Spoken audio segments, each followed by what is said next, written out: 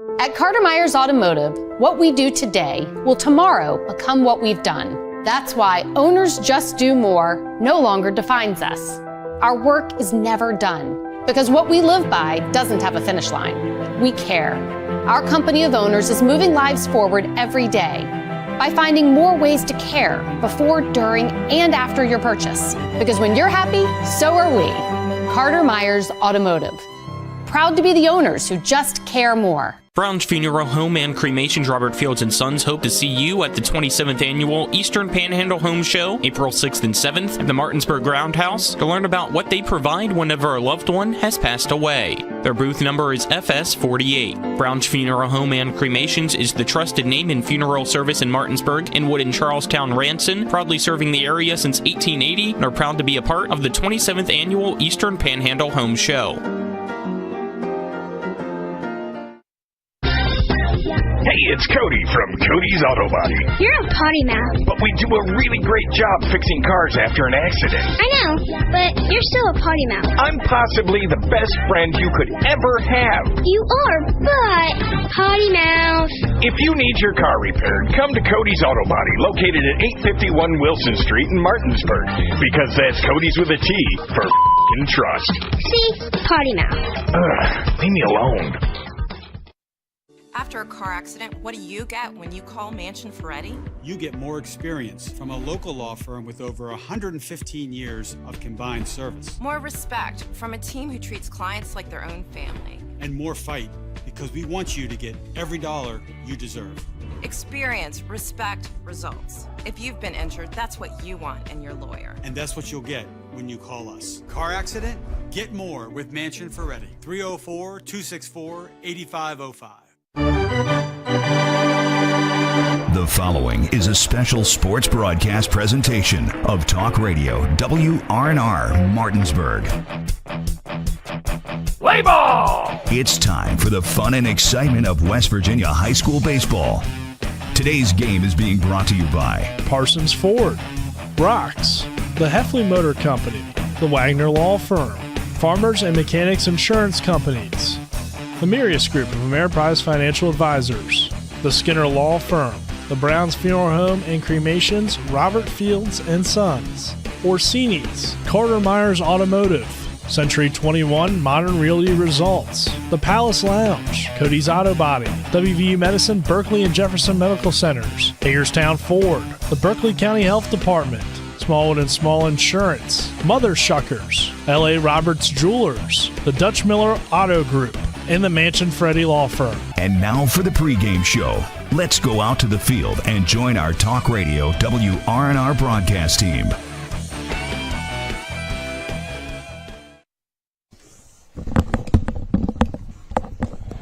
Welcome to the baseball complex at Musselman High School.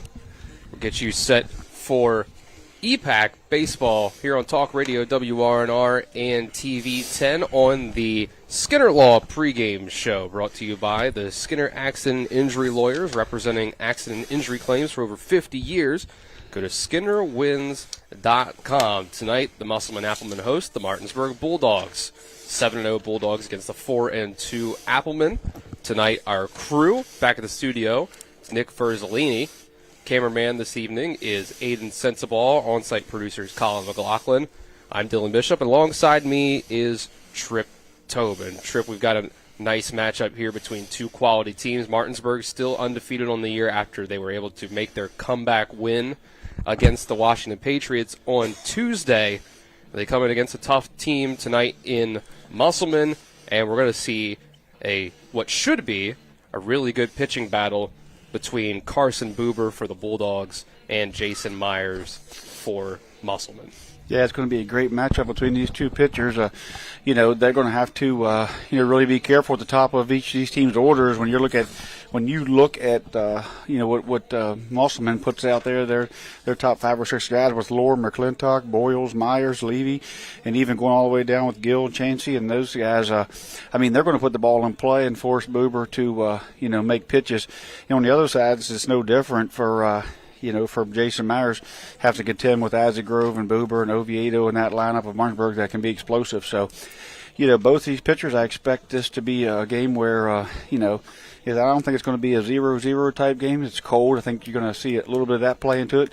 But I do see both these offenses, having a couple innings here and there. It's just going to be, which team can minimize the damage and get to the bottom of the lineup, get some outs there, and try not to face the top of the lineup with a bunch of guys on base. This will be our first time that we've seen Musselman so far this season. Obviously, they haven't brought back everyone from last year. They don't have Baden Hartman or Trevor Bohr and the likes, but they do bring back a good bit of their core from last year. You can mention a lot of them, Chansey and Myers and Boyles and Lohr. So, Tripp, in your mind, what for coming into this year's version of the Applemen 2024, what we should expect from them? Well, the pitching depth certainly has been, as they haven't returned. There's a lot of pitching innings that they didn't return. But they've gotten some really good outings from Chansey. Connor Chansey. Myers is who he is, and they have gotten some great outings from Kai Dunbar, the Woolham young man, Camden Woolham, Cam Gill come over here from Jefferson or Washington. Sorry about that. So they have. In the off season, had a few guys, from the JV team come up and fill those spots, and also, got a transfer in here with Isaac Gilbert and Cam Gill to fill some spots that were vacated. But, and then you have Wyatt McClintock, who we haven't seen a lot of mound time, but of course can pitch as well. So I actually think this team is more offensive than last year's team.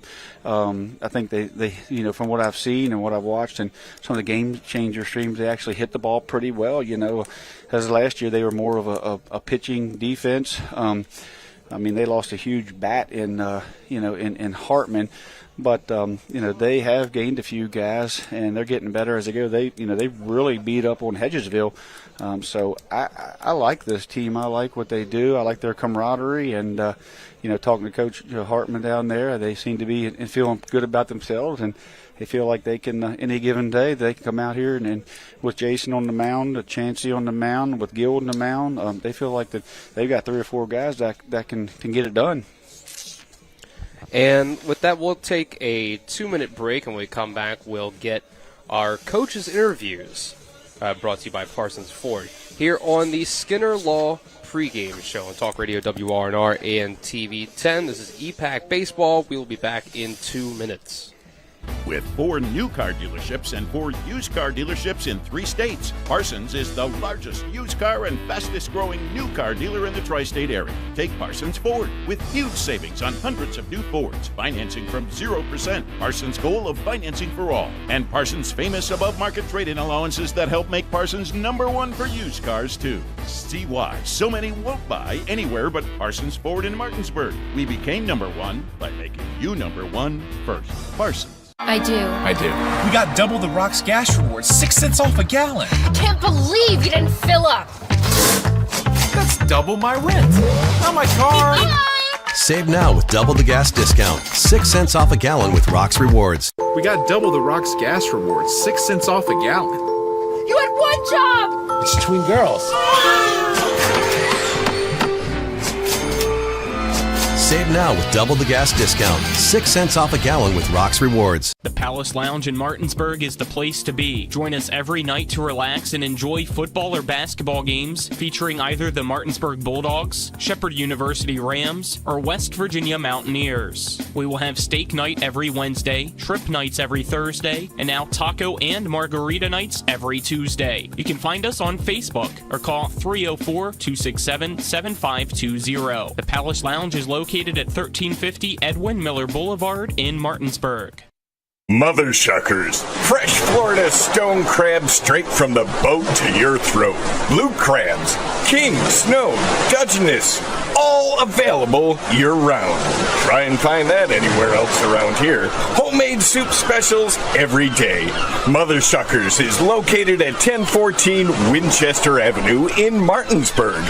Mother Shuckers, we have an opinion. If you don't like it, shuck it up, Buttercup. Come on over. Welcome back to the Skinner Law pregame show here on Talk Radio WRNR and TV 10. We're just a handful of minutes away, about 10 minutes from first pitch between Martinsburg and Musselman here in Inwood. We'll get you our coaches' interviews next, brought to you by Parsons Ford at 1400 Shepherdstown Road and online at parsonsford.com. They became number one by making you number one first.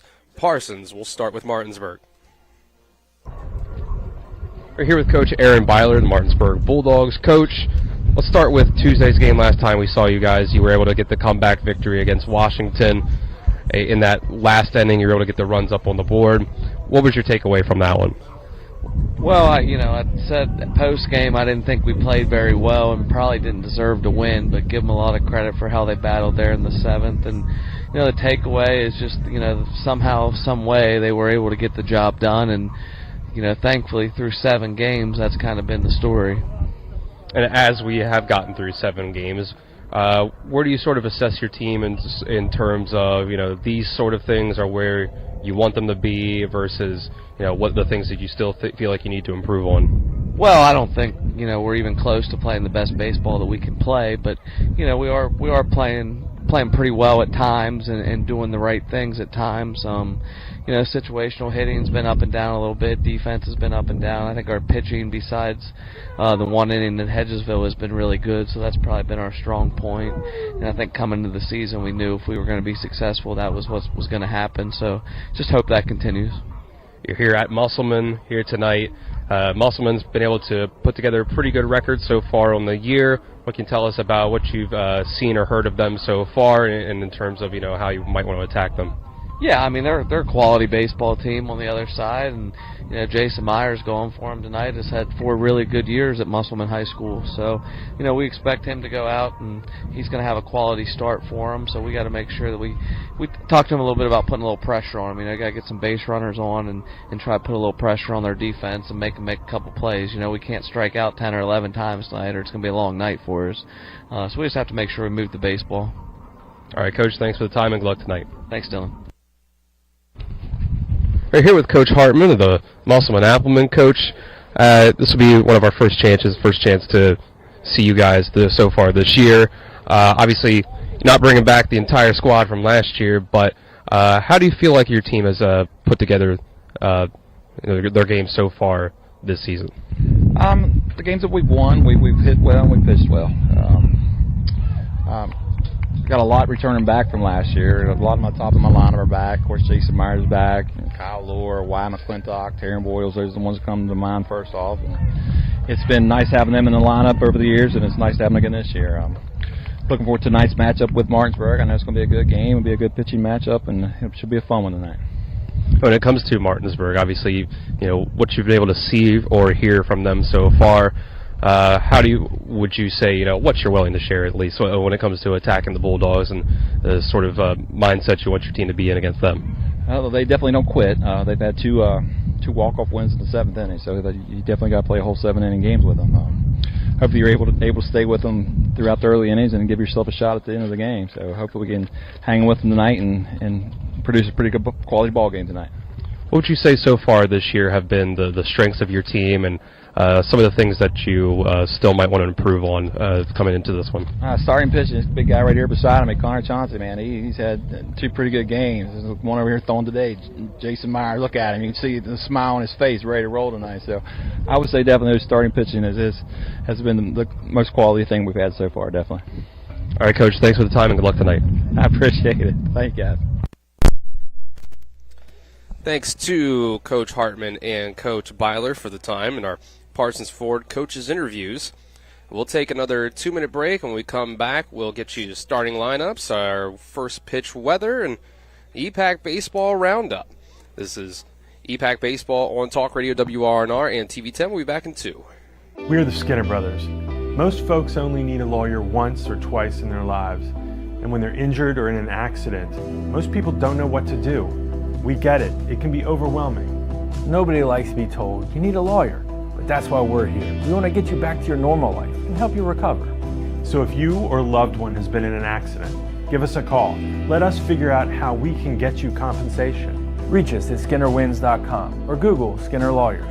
We'll treat you like family.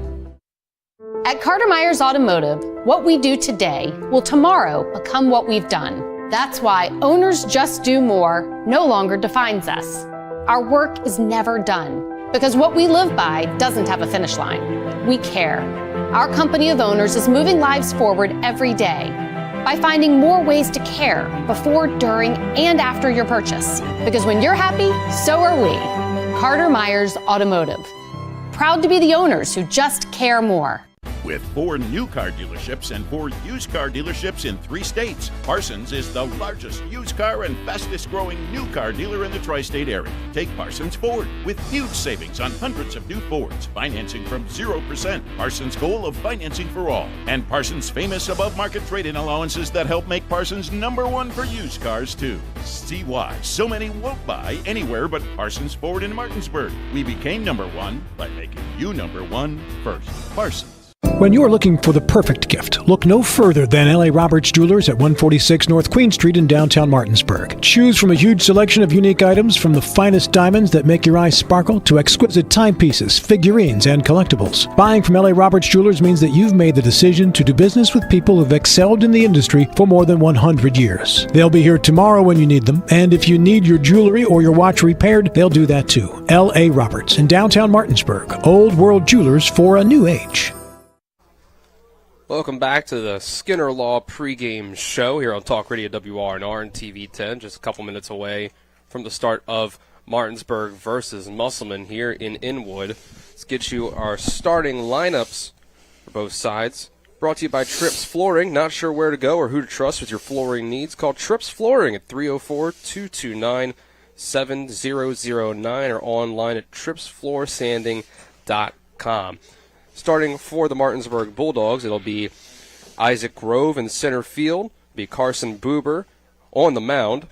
Braden Oviedo will be batting third at shortstop. Ben Reisenweber will be batting cleanup at third base. Christian Alter in right field batting fifth. In the sixth spot, it'll be Owen Rupenthal, the DH. Batting seventh, first baseman Jameer Brown. In the eighth spot, it'll be Braden Edwards behind the plate. And in the ninth spot, it'll be Keegan Everhart at second base. And on the other side of things for Musselman, it'll be Kyle Lohr, center field, batting leadoff. Then it'll be Wyatt McClintock, number 4, as the catcher. Taryn Boyles, left field, batting third. Jason Myers, pitcher, batting cleanup. Wyatt Levy in the 5 spot at third base. Nate White, right field, batting 6th. Cam Gill, the shortstop, will be batting 7th. Connor Chansey will be at first base, batting 8th. And Isaac Gilbert will be batting 9th at second base.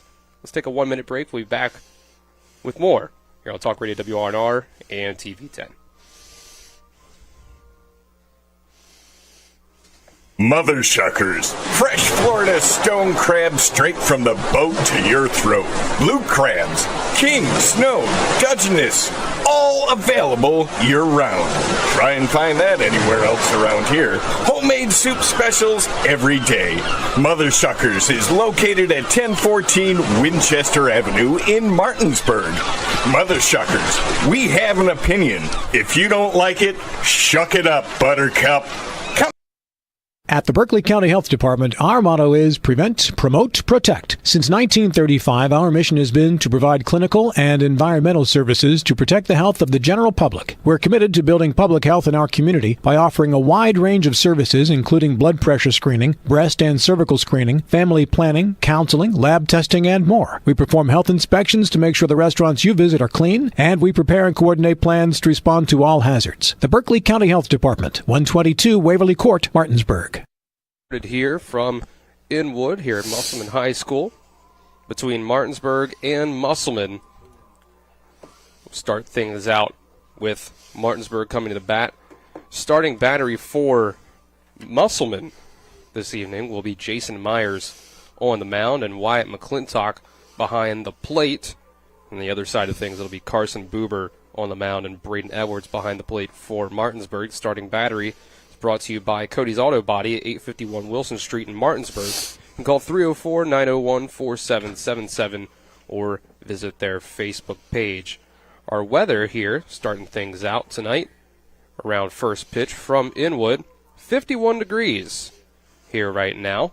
Mostly sunny. We've got a 9-mile-per-hour wind going, 20-mile-per-hour gust. Feels like 49 degrees, 42% humidity. That's what we got at first pitch here tonight. So we're just getting ready to get things going as Coach Hartman is at the plate with Coach Byler getting things going. Trip, your last second thoughts before we get into this one.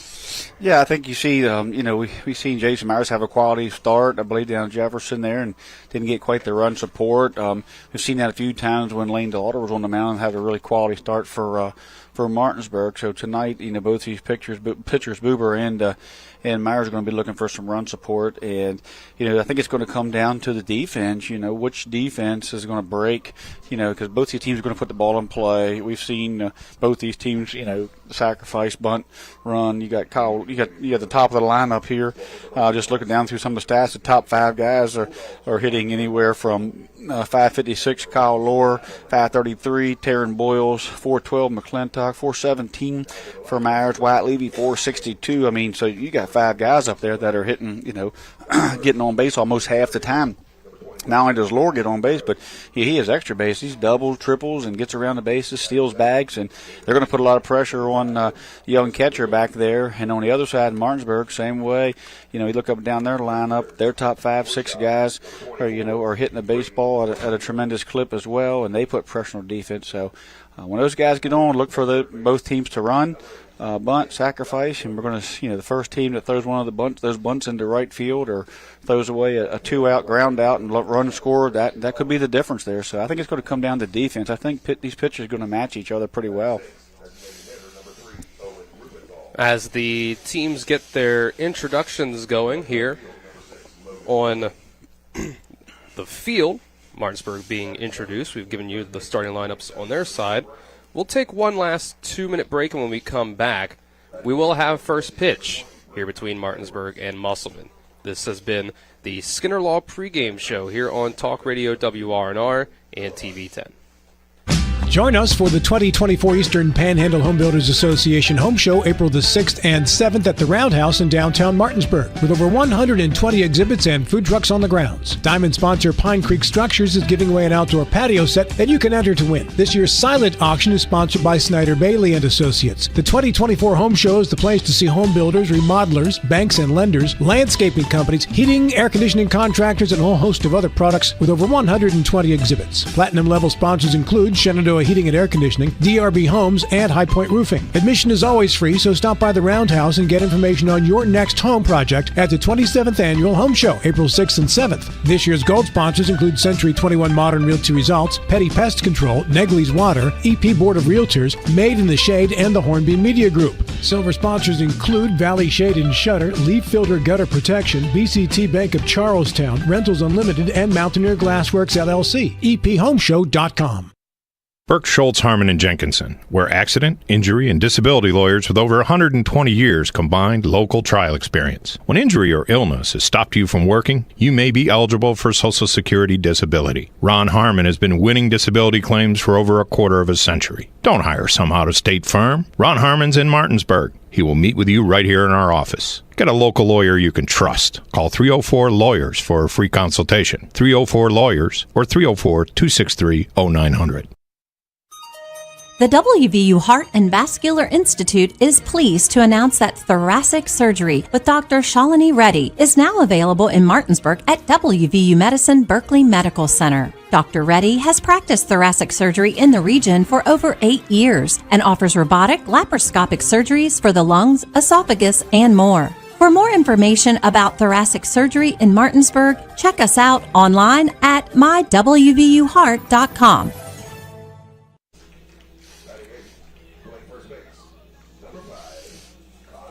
Welcome back to Musselman High School. Getting things going as Musselman takes the field to start things out. We'll get ready for first pitch.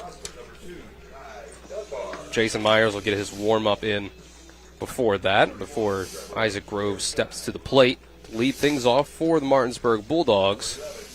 But first pitch will be brought to you by the Marius Group and Ameriprise Financial Advisors, John Everson and Phil McCoy.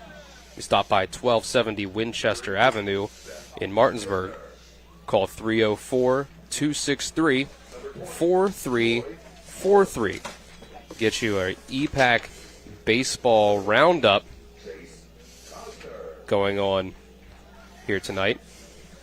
See what else is going on around the Eastern Panhandle when it comes to baseball and softball. Tonight we have the Hedgesville Eagles at the Washington Patriots. That one set to start around the same time as our game right over here. Softball for Hedgesville, also Washington and Hedgesville. But now we'll have the playing of the national anthem here in Inwood. Life is evolving. Over the past decade, the way we do almost everything has changed. Get on your phone, see something you like, click on it, and it shows up at your door. Why should the way you have your car serviced be any different? Why waste your time going to a dealership service department when Hagerstown Ford and Hancock Chevrolet will come to you? They service all makes, all models, and offer full parts and labor warranties. Hagerstown Ford and Hancock Chevrolet will come to your door or office and service your vehicle while you're doing what you need to be doing, conducting that business meeting or mowing the lawn. Why take time out of your busy schedule when you don't have to? Hagerstown Ford and Hancock Chevrolet's friendly, knowledgeable staff will come to you where you live or where you work for full service maintenance, from oil changes to tire rotations, brakes, batteries, multi-point inspections. They handle it all. Hagerstown Ford and Hancock Chevrolet is committed to delivering the best of the best to their customers. Trust them to service your vehicle where you're at home or at work. Skip the time-consuming and terminal wait at the dealership. Schedule your appointment at fordofhagerstown.com or hancockchevy.com.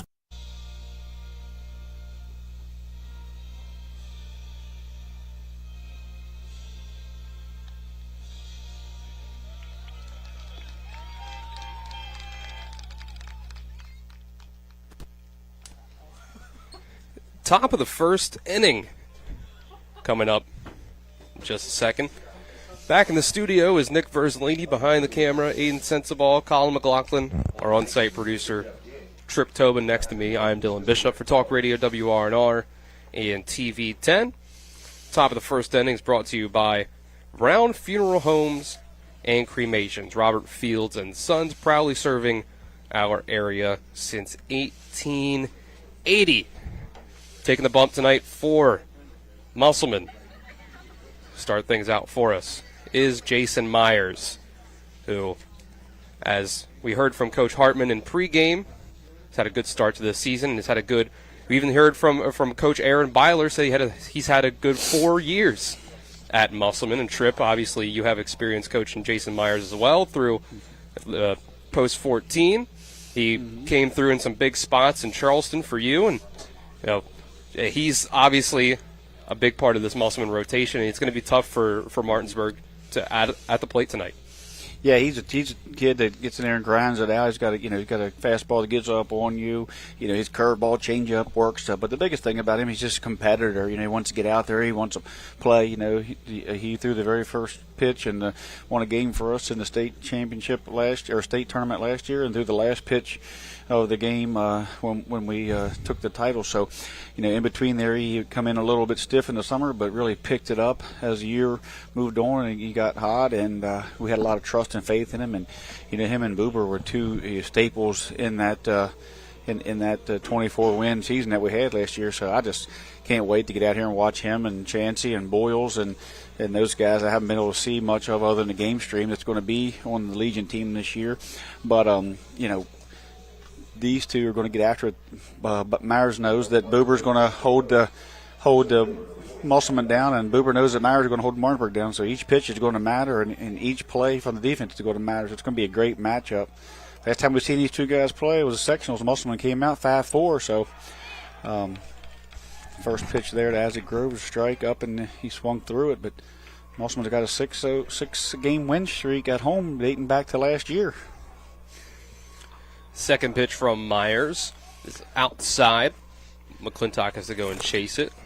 It's 1-1. Got a little bit of wind here. You see the flags are flying out to left, so conducive to right-handers to hit the ball out deep into left field. A 1-1 is kind of a check swing, hit up into foul territory right around first base. Chancey's there to make the play for the first out. Yeah, sort of a check swing there. Myers, Jason got the Grove fooled. Grove's come through in some good spots for Martinsburg. Big out for Musselman, as when Grove gets on, his speed and what Oviedo and Buber and Reisenweber and those guys can do to bring him in. So he's been one of those guys that he gets on, gets over, and gets in. So it's a big out for Jason. It'll be Carson Buber, the other starting pitcher for the night, up at the plate for Martinsburg. Jeff King in the field. Looks like Alderman behind the plate tonight for umpires. Second pitch is ball 2, 2-0. EPAC baseball roundup from earlier, by the way, as ball 3 comes in, was brought to you by Rock's Local Markets. Convenient locations around the Eastern Panhandle. Rock's fast, fresh, and friendly. The weather brought to you by CMA's Martinsburg and Winchester dealerships, proud to be the owners who just care more. There's strike 1 on the 3-0 count. Now Myers winds and delivers, and Buber's going to hit this one deep in the left field. Back goes Boyles, and it's over the wall. Tonight's starting pitcher for the Bulldogs, Carson Buber, gives himself some early run support with a solo shot. Second batter of the game. Makes it 1-0 Martinsburg.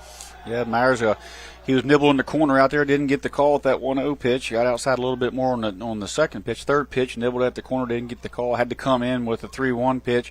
And Buber was just hunting a fastball there. Myers got it over the plate, not wanting to walk him. And the wind out here and Buber's power was able to get it out of here.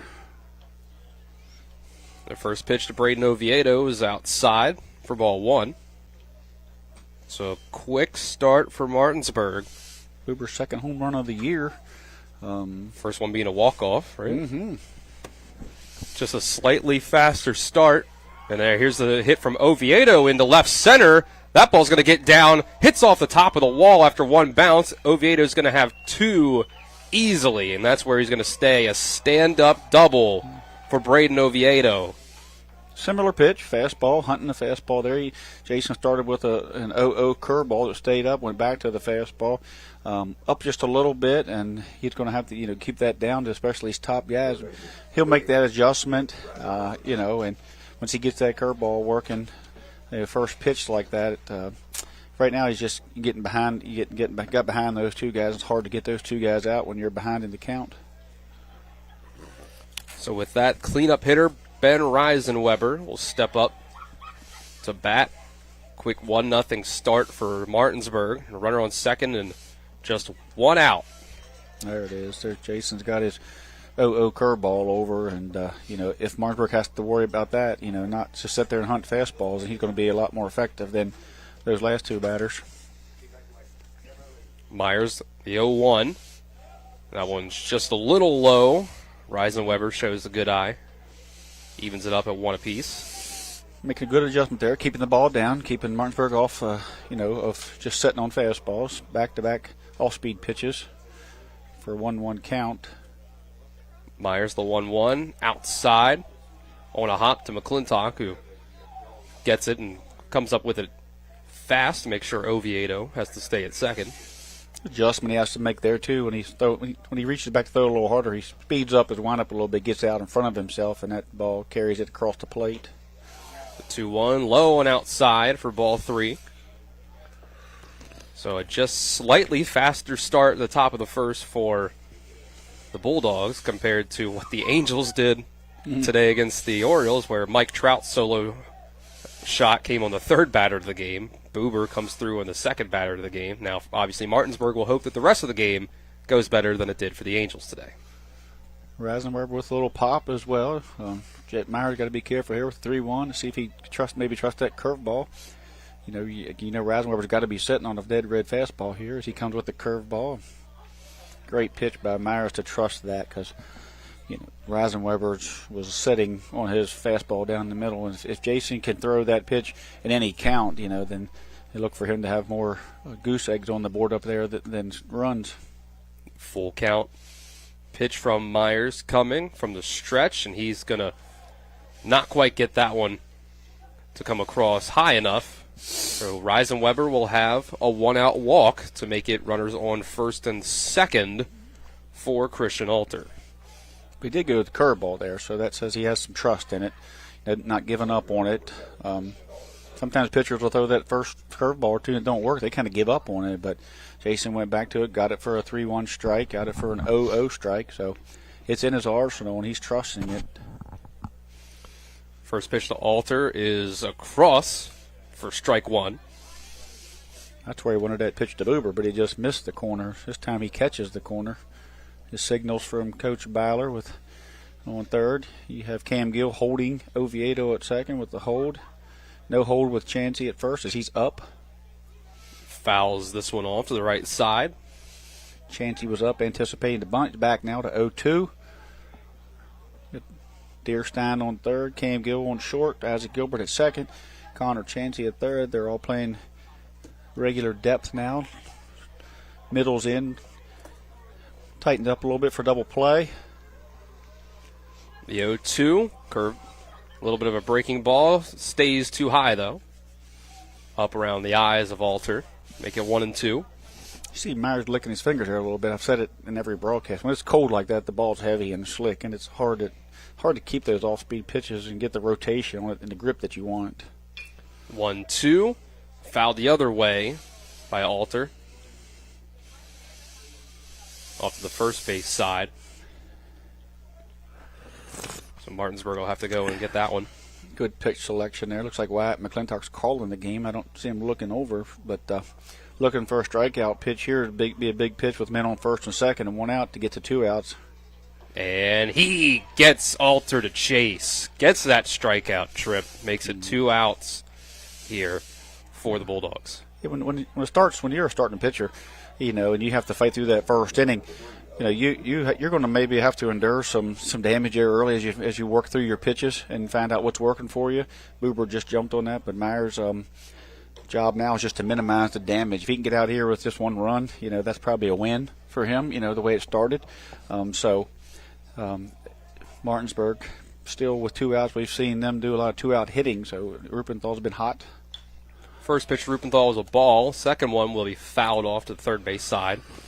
A righty versus lefty. We knew that both these young men were going to have to fight through very offensive teams. These guys swing the bat. Musselman, they're aggressive swingers. They're going to come in and swing it, and Jason knew that Martinsburg was going to come in, and they had some guys that could swing it. So 1-1 is high for ball 2. Oviedo on second. Reisenweber on first. After a solo home run by Carson Buber here in the top of the first. So Myers.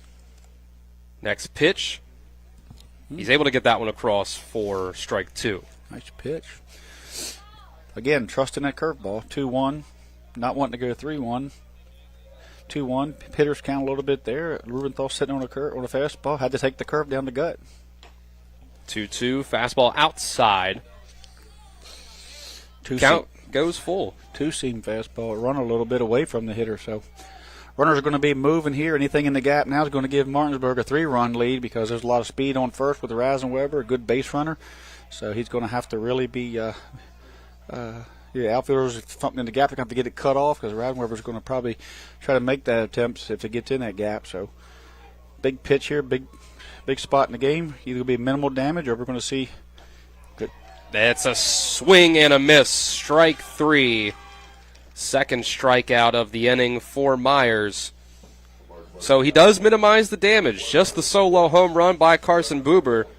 But that does make it 1-0 Martinsburg here going into the bottom of the first. We'll take a 1-minute break and we'll be back with more EPAC baseball here on Talk Radio WRNR and TV 10. Not sure where to go or who to trust with your flooring project? And start with Trips Flooring, proudly serving the area for more than 25 years, specializing in floor sanding and refinishing, along with installation of new flooring, including hardwood, tile, vinyl, laminate, carpet, and the hottest trend in flooring, luxury vinyl, tile, and luxury vinyl plank. Are you on a budget? Check out their warehouse, cash and carry, or call 304-229-7009, or visit them online at tripsfloorsanding.com. The Skinner family has been representing West Virginians for more than 50 years. We've changed the name of our firm to Skinner Accident and Injury Lawyers because we want to be clear about what we do. We represent people who have been in car, truck, and other catastrophic accidents. We're here to be a voice for the injured and vulnerable, and we take that job seriously with deep commitment to serving our clients wherever they are.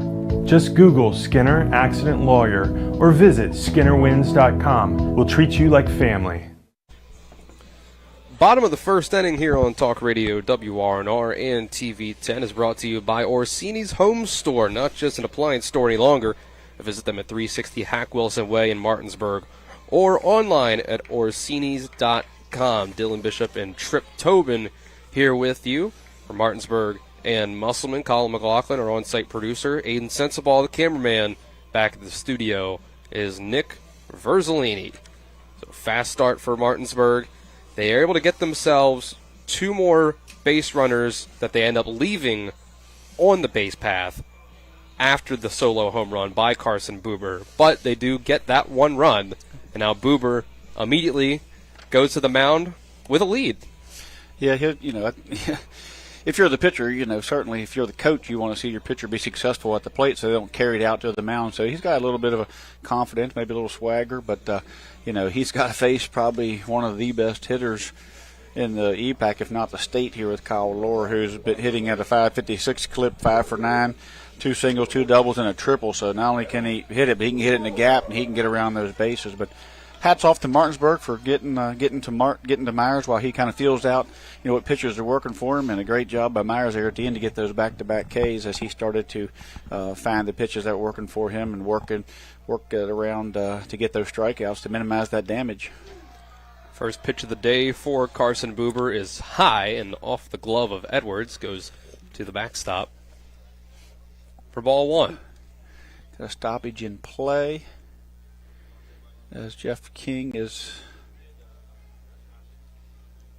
got some sort of discussion going on. It looks like for the Martinsburg side, Aaron Byler's kind of started to step out onto the field here to see what's up. We got a pitcher and catcher meeting up on.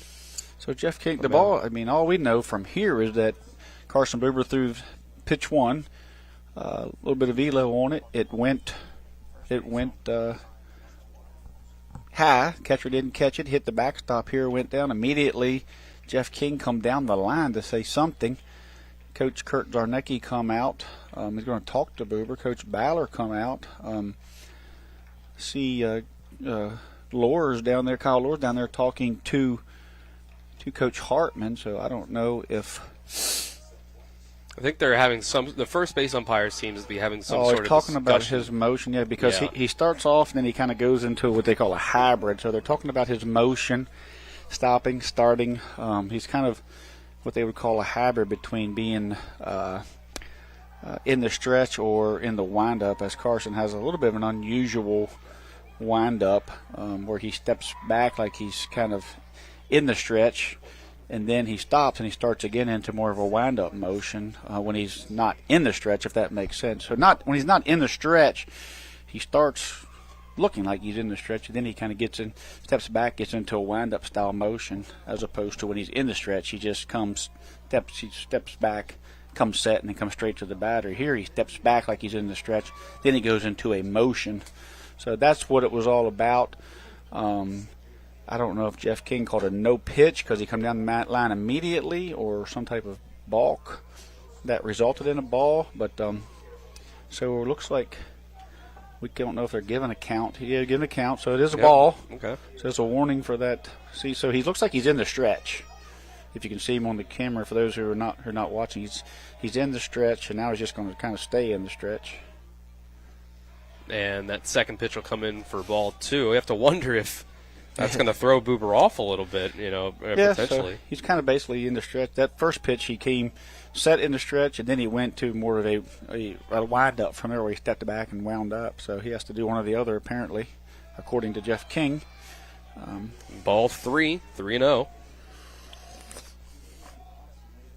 This guy doesn't want to get on because he knows how to get around the bases. When he's on, I don't know the average, but I would bet it's way up there as him scoring after he gets on. So, and Lohr kind of double clutched before he threw the bat across just to make sure it was ball 4, but it was. Down a little bit. It'll be a leadoff base runner here in the bottom of the first for Musselman. Lohr with a lot of speed.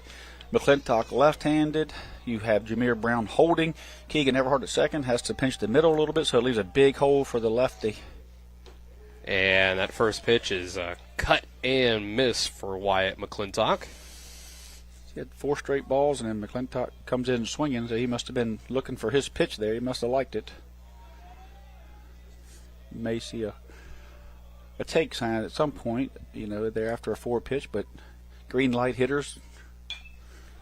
McClintock will foul off the 0-1, make it 0-2. Of course, if you're hitting 412 with 3 doubles in this, 5-6 game stint, he probably does have the green light early in the game.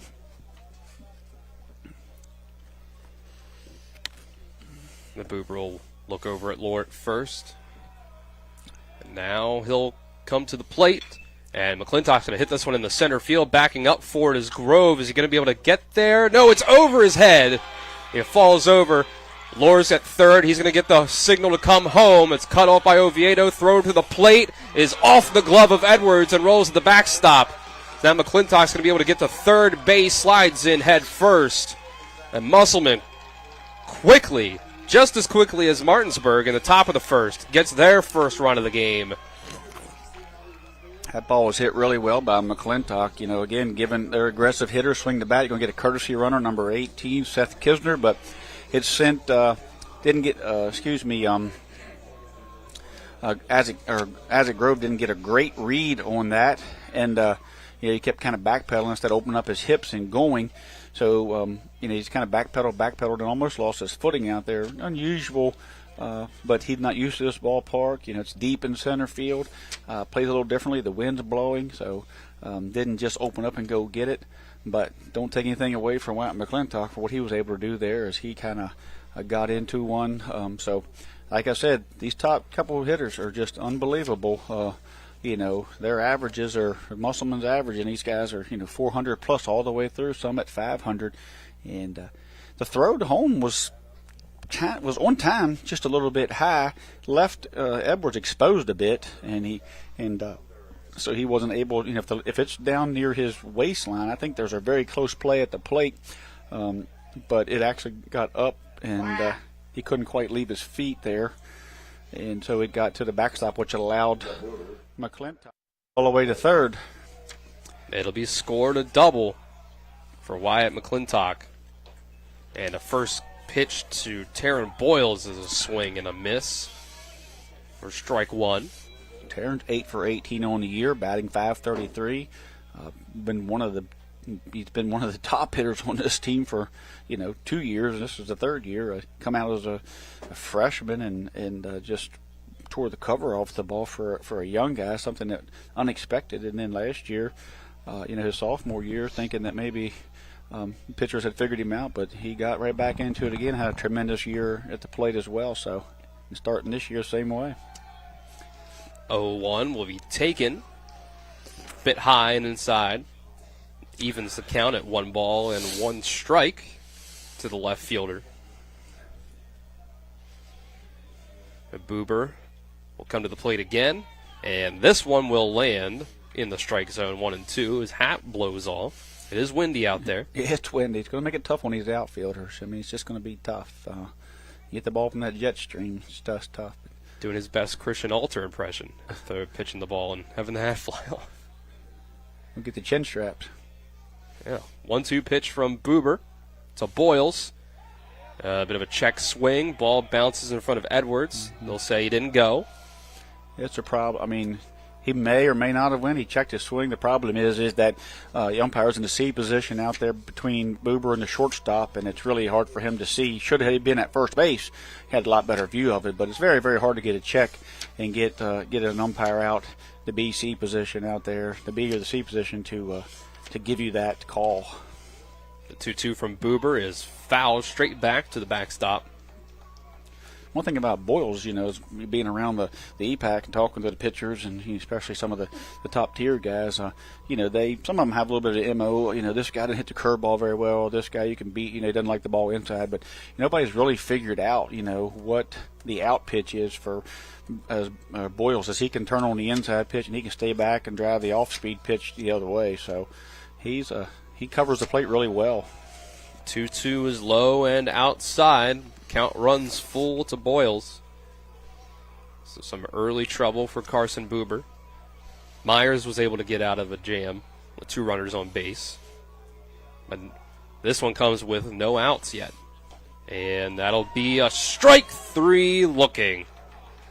I don't think Boyles loved that call, but it finds the outside corner according to the home plate umpire for out number 1. 3-2 count, tough pitch to take, but if you're going to take it at 3-2, it could be a walk. The problem with it is that with a man on third and a defense back, all you got to really do is put it in play. So, coaches can handle sometimes a 3-2 borderline strikeout looking, because it's just as much a borderline strikeout as a walk. But there, he just needs to get the ball in play, and he would have got himself an easy RBI as Myers takes the very first pitch down.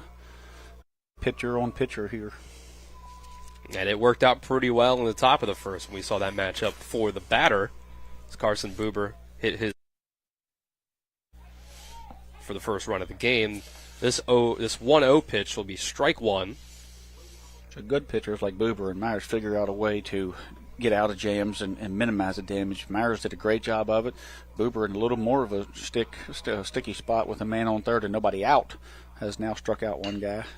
Myers will hit it on the ground. 2 hops to Oviedo. The run will score, but Oviedo will get the out at first base.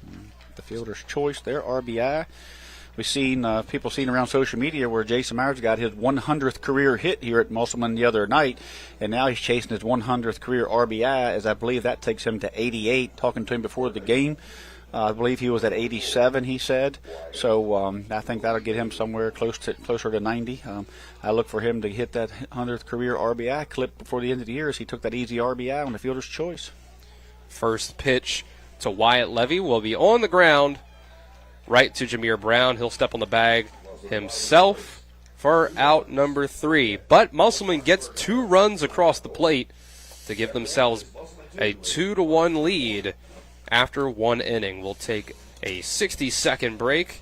We'll be back for the second here from Inwood. This is West Virginia High School baseball here on Talk Radio WRNR and TV 10.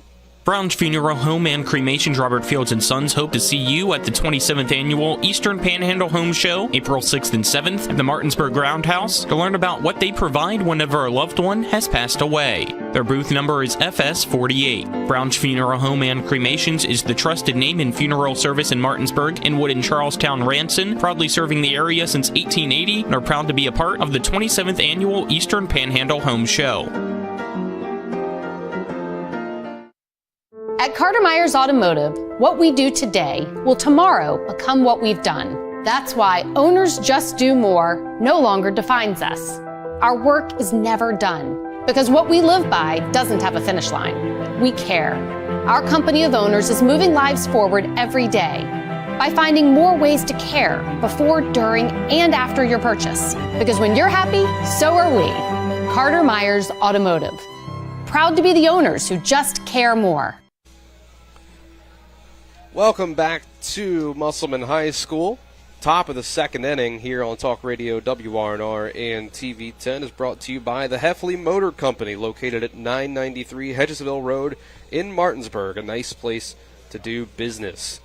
Well, we expected a pitching duel from Myers and Buber, but obviously you gave us some thoughts in the pregame trip about why this probably won't be a 0-0 contest out here. A little bit of cold, bit of wind, and we've seen that come to fruition early on, as Martinsburg started off the first with a run, and Musselman comes right back in the bottom of the inning with 2 of their own. Yeah, these guys are going to, like I said, hit the baseball. They especially at the top of these lineups are just phenomenal offensive baseball players. You get towards the bottom, these guys need to get these younger guys out. That are in the 6, 7, 8, and 9 spot. If Myers can get Jameer And if he can keep Jameer Edwards and Everhart off the base, not have to face the top, with one out and men on base, then he can be successful this inning. And it's going to be the same way with the Boober. They're just going to have to match each other pitch for pitch. So far, pretty much the same. Martinsburg has a run on 2 hits.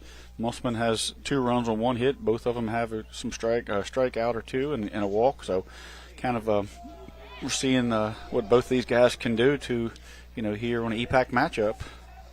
Brown takes a big cut and misses at the 0-1. So 0-2 count for Myers to start off the second. This one's going to be high and inside. Went with the quick pitch. He did. Myers has that quick pitch in his arsenal where he just kind of steps back and just goes and takes a little velocity off, but it fools the hitters.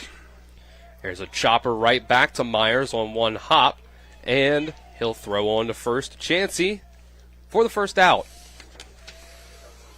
So he's able to retire the leadoff hitter for the 2nd inning in a row. And Braden Edwards will try to replicate what the second batter of the 1st inning was able to do when Boober hit his solo shot. And, of course, Myers will try to get himself 2 up, 2 down to start. Levy pulled up a little bit at third.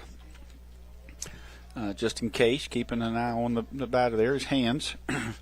Again, you got Levy, Gilbert, Chansey around the infield, Myers and McClintock the battery. And Edwards is going to hit this one into right field, bounces in front of the right fielder Nate White, and it's a single for Braden Edwards. You got Kyle Lower in center, Nate White in right, Taryn Boyles in left. Well, it rounds out that defense as we get a courtesy runner here. I think it might be Braden Miller, number 15 maybe. Yep. Believe so. The diamond in the infield for Musselman left to right is Wyatt Levy, Cam Gill, Isaac Gilbert, Connor Chansey. As you mentioned, McClintock behind the plate, Myers on the mound. Keegan Everhart up, pulling Levy. I keep saying Deerstein, my fault. Pulling Levy up. Everhart takes the first pitch inside, ball 1. My apologies to Wyatt Levy over there. Levy blowing on that hand, pulled up a little bit, expecting maybe a bunt from Everhart. Chansey holding.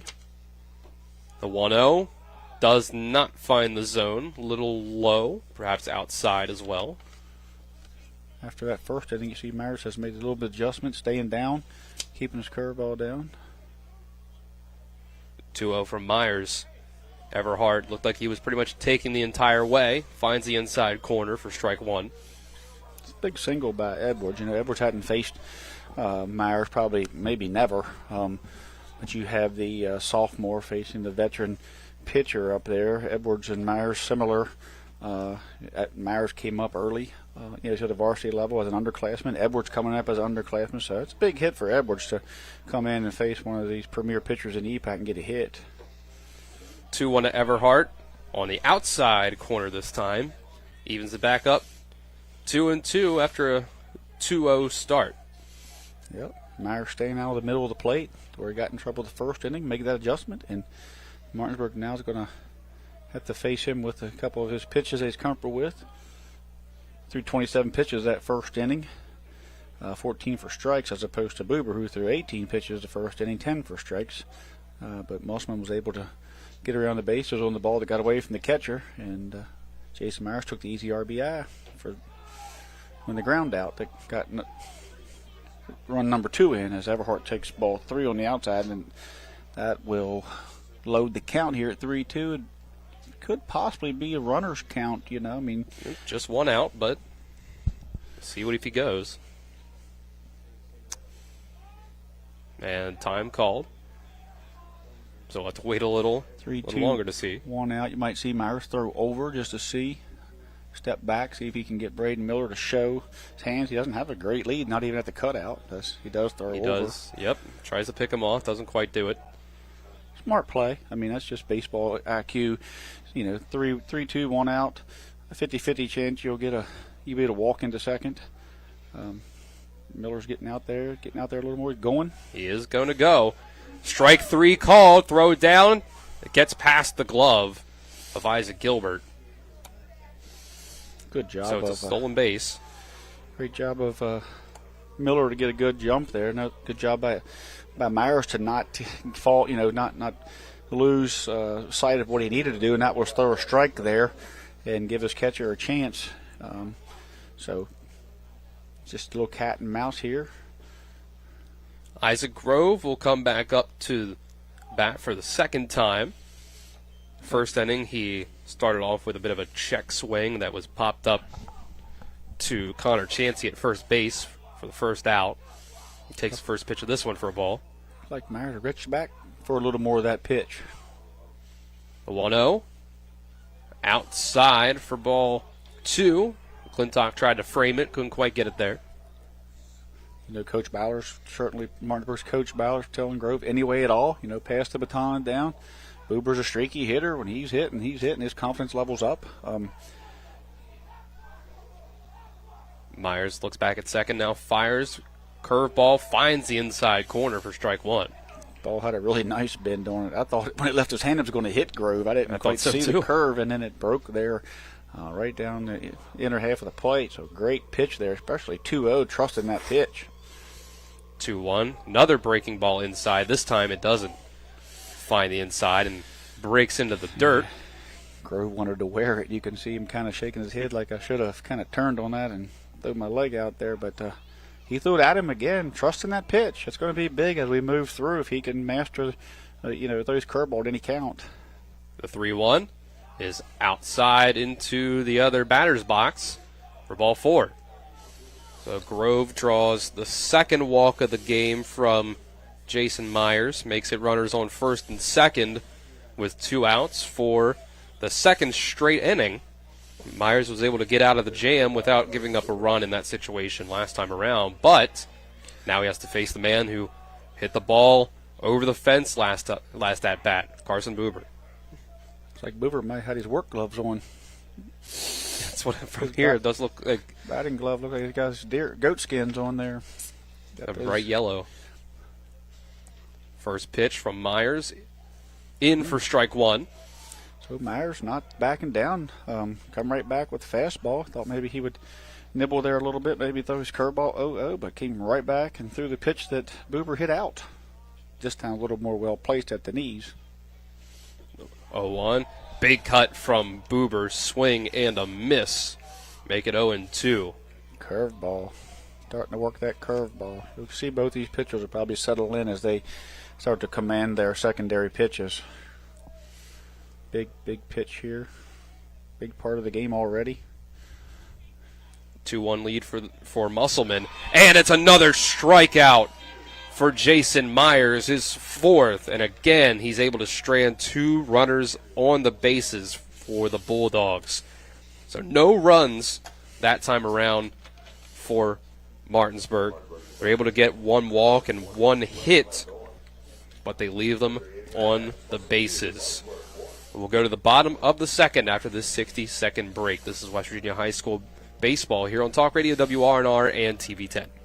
With 4 new car dealerships and 4 used car dealerships in 3 states, Parsons is the largest used car and fastest growing new car dealer in the tri-state area. Take Parsons Ford with huge savings on hundreds of new Fords, financing from 0%, Parsons' goal of financing for all, and Parsons' famous above-market trade-in allowances that help make Parsons #1 for used cars too. See why so many won't buy anywhere but Parsons Ford in Martinsburg. We became #1 by making you #1 first. Parsons. I do.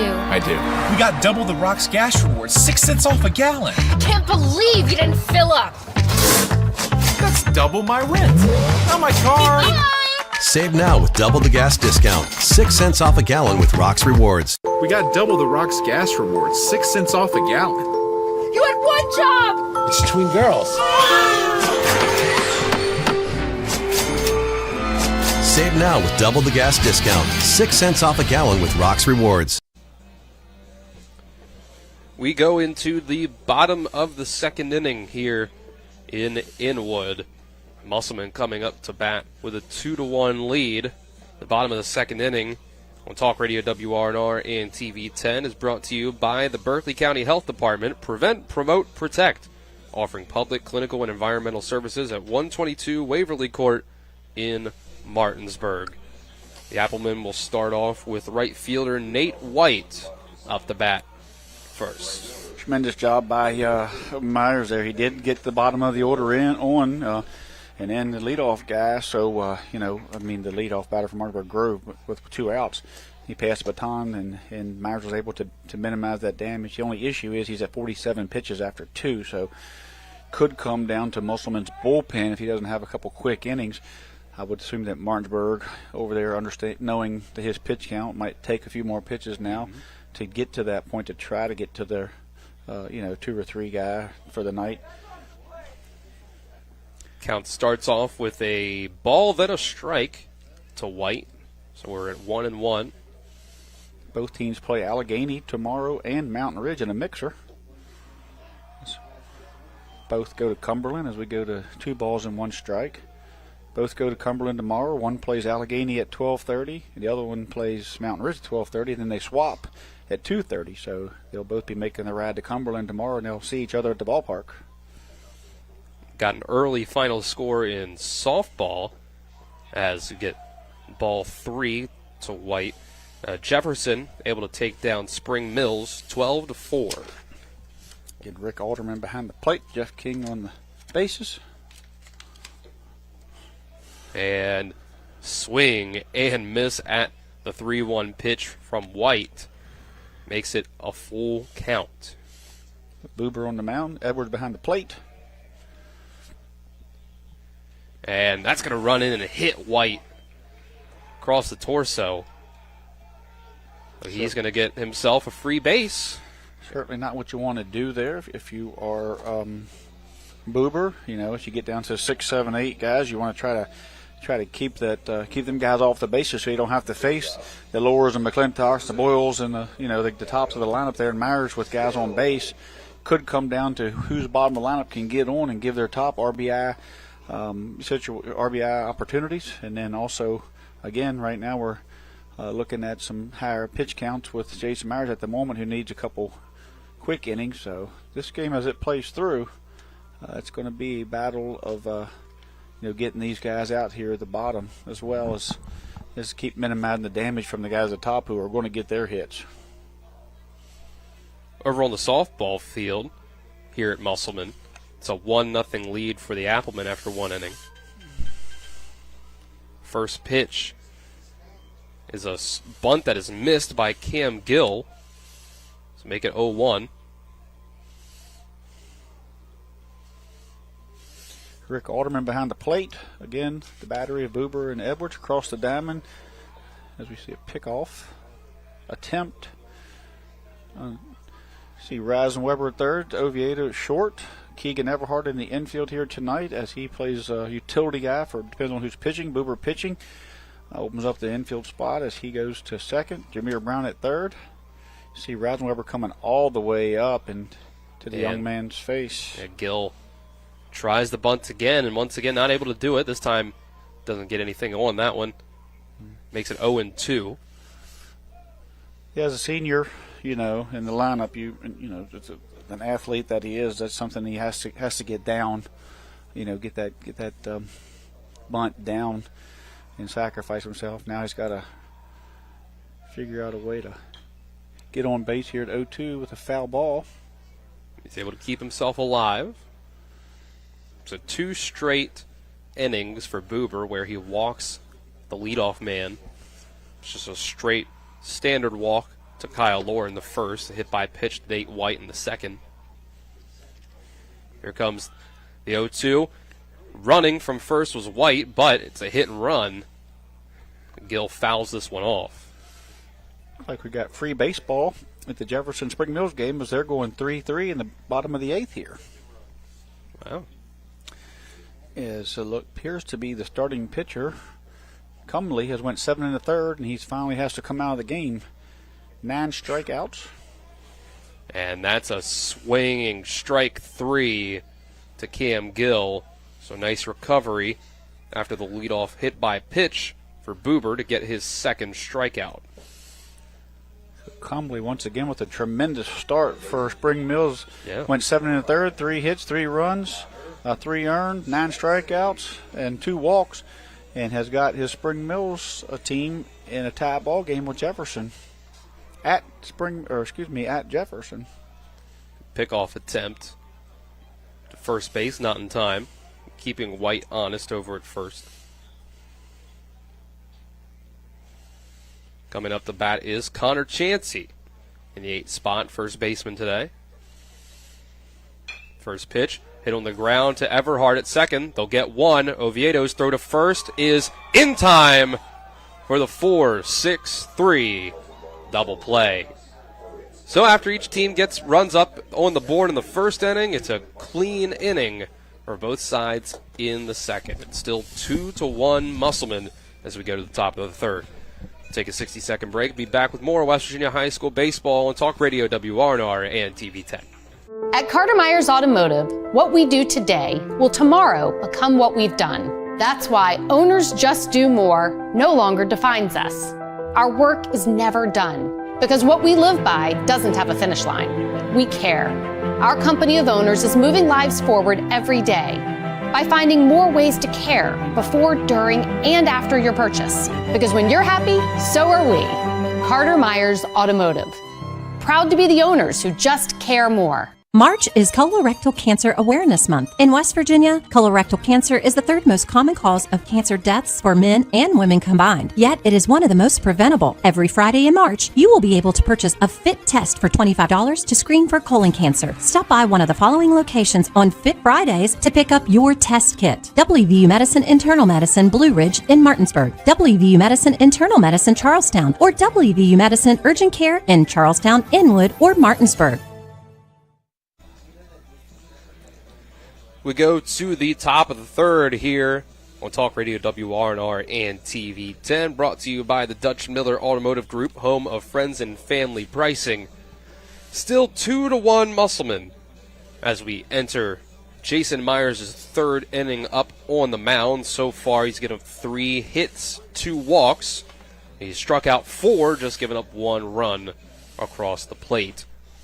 2 up in the third will be the heart of the order, 3-4-5, Oviedo, Reisenweber, and Alter.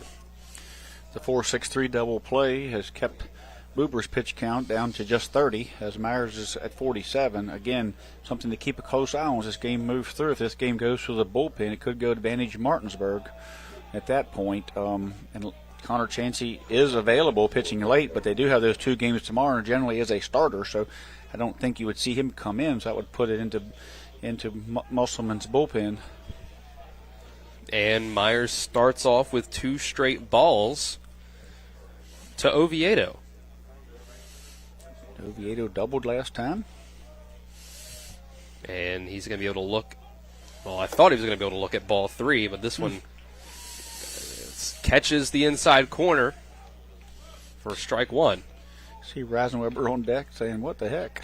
He didn't think that was a strike. Of course, Reisenweber's, he's about 60 feet away, so Rick Alderman has a little better view. But see in the newspaper today, Oviedo was kind of the player of the week, your ranking physical therapy player of the week. And also mentioned in that was Carson Buber on the walk-off to Frankfurt, but also Wyatt McClintock on his 4-for-4 bat at the plate there against Berkeley Springs, I believe.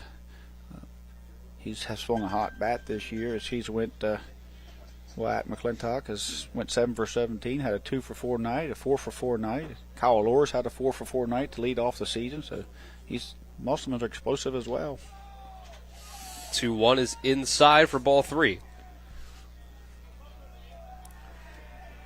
Oviedo will try to get on base like he did last time. And, well, that's not exactly how he did it last time. He's hit by the pitch here. The breaking pitch did not break in nearly far enough. So now we've gotten a hit by pitch from both pitchers here, and it's another leadoff base runner, this time for Martinsburg. He got hit right where Forrest Gump got bit by that snake, right in the buttocks. Jumped up and bit him, didn't it? It really did. It was a curveball that Myers didn't get a hold of. He'd been trusting that pitch, and I think you'll still see him throw it. Again, cold night, slippery, heavy baseball. He did not get the grip on it. Didn't break for him, and no worse for the wear was Oviedo, as it was an off-speed pitch that caught him in the meat there of the backside. So Ben Reisenweber will be up next. He drew a walk the traditional fashion last time up. He tries to throw down a bunt, but hits off the bat and goes straight back for strike one.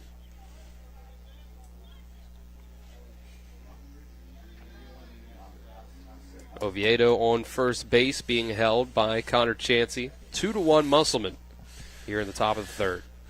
Ben, his last 5 at-bats have been what? They've been all base on balls or hit by pitch. And he squares around, pulls back, but Myers is able to get that breaking pitch to hit the inside part of the plate for strike 2. Going to have to really work the count if he's going to get a walk this time.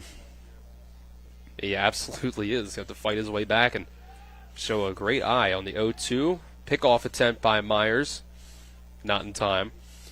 Mark, we're playing it kind of safe, playing for a run, been in the 4 spot. That's high school baseball for you. This isn't the pros. I mean, these guys are expected to sacrifice, wherever you're at in the lineup, depending on the game would dictate that, not necessarily your last at bat or your average. Martinsburg will play small ball, looking to try to get Musselman to field the baseball and make a play, make a throw. Like I said, one of these bunts gets away from one of these guys and gets down the right field line, it could change the whole game. So as we see Myers play a little cat and mouse, they smiled back and forth between him and Oviedo. We had time as Reisenweber went over to talk to Coach Byler. Now the 0-2. It'll be inside. Reisenweber leans out of the way.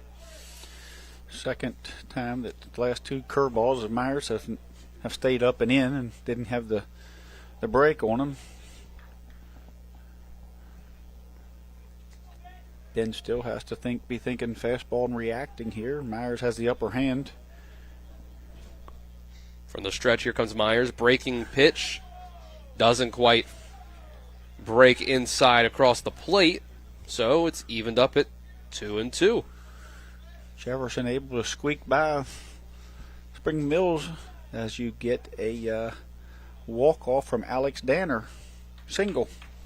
As Jefferson beats Spring Mills 4-3 in the 8th inning. 2-2 from Myers. Finds the outside corner. Strike 3. Reisenweber watches it go.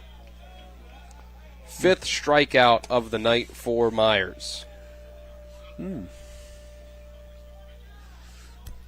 Martinsburg will have to learn from that, as well as Musselman, is where the strike zone's at.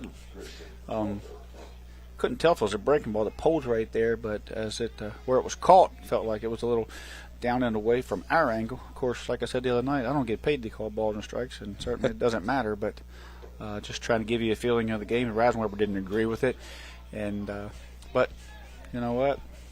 Got to protect the plate there with 2 strikes, and Reisenweber with a good eye, like you said, 5 straight at bats. He had walked his way on. Yep, and he just took one too many chances. Ended there. First pitch to Alter was ball 1. Now ball 2 will come across. It bounces in front of McClintock. McClintock with a great pick and a smart IQ play of coming up, because a lot of times when you pick like that, runner reads down, he gets an extra jump, and then he was ready to come, but Oviedo read it down and read the pick. So McClintock's done a great job so far of controlling the running game. Yep, just like that, this it's a time ball right off the glove of McClintock and to the backstop. So Oviedo is going to be able to get the second. Guess I jinxed him. The old announcer's curse. The announcer's tricks. Christian Alter struck out swinging in the first inning. So you can credit that. I mean, a lot of times he lost, but you can credit that to Oviedo as he's got one eye on him, and that's what happens. People don't understand that. I think he just missed it. He's just trying to do a little too much there by controlling the game as we get a strike call on the Alter, 3-0 strike call. But yeah, those guys have a tremendous job. Got to understand the counts, understand the batters, call the pitches, and then control that running game. And occasionally, one just slips through. Myers looks back to second. Now comes to the plate. 3-1 count. Foul ball. Back over the bleachers on the first base side towards the softball field. Alter now worked it, Myers has worked Alter back from a 3-0 count to a 3-2. Man on second, single here, could tie this ball game up easily with Oviedo speed. Here's the full count pitch from Myers, and it's called strike 3. Second time tonight he's got Alter, and that was a great pitch by Myers, as he's had a few curved balls that did not snap or break off on him, and that one had a lot of bend in it. So got a baseball he liked out there, got a hold of some good seams and got a good grip, and threw a heck of a pitch after he went down 3-0, come back and got that out. And the first pitch to Rupenthal will be on the outside corner for a strike. Problem with the 3-2 strikeouts is he runs that pitch count up. So if you're a strikeout pitcher, you're going to get the count up, and there goes his hat. Yeah, we've gotten that once on both sides now. And that pitch was just a little outside. Makes the count 1-1. Rupenthal also struck out swinging in the first inning. So it's been 2 straight strikeouts for Myers. He'll try to make it 3. And the 1-1 is also just a bit outside for 2-1 here.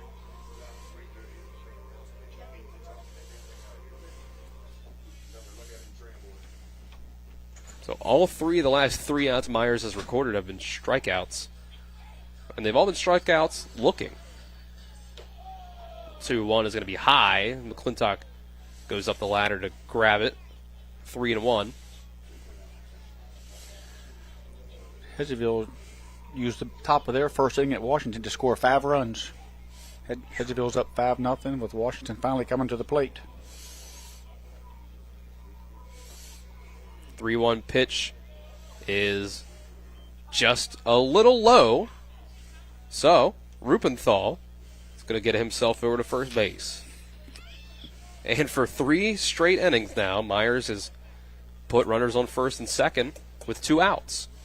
So that's certainly, it makes sense that his pitching count has started to climb a little bit here in just the 3rd inning. Jameer Brown. Credit Martinsburg for their the way they're attacking it, taking some pitches and forcing it long innings, 1, 2, 3 innings. First pitch to Brown is strike 1.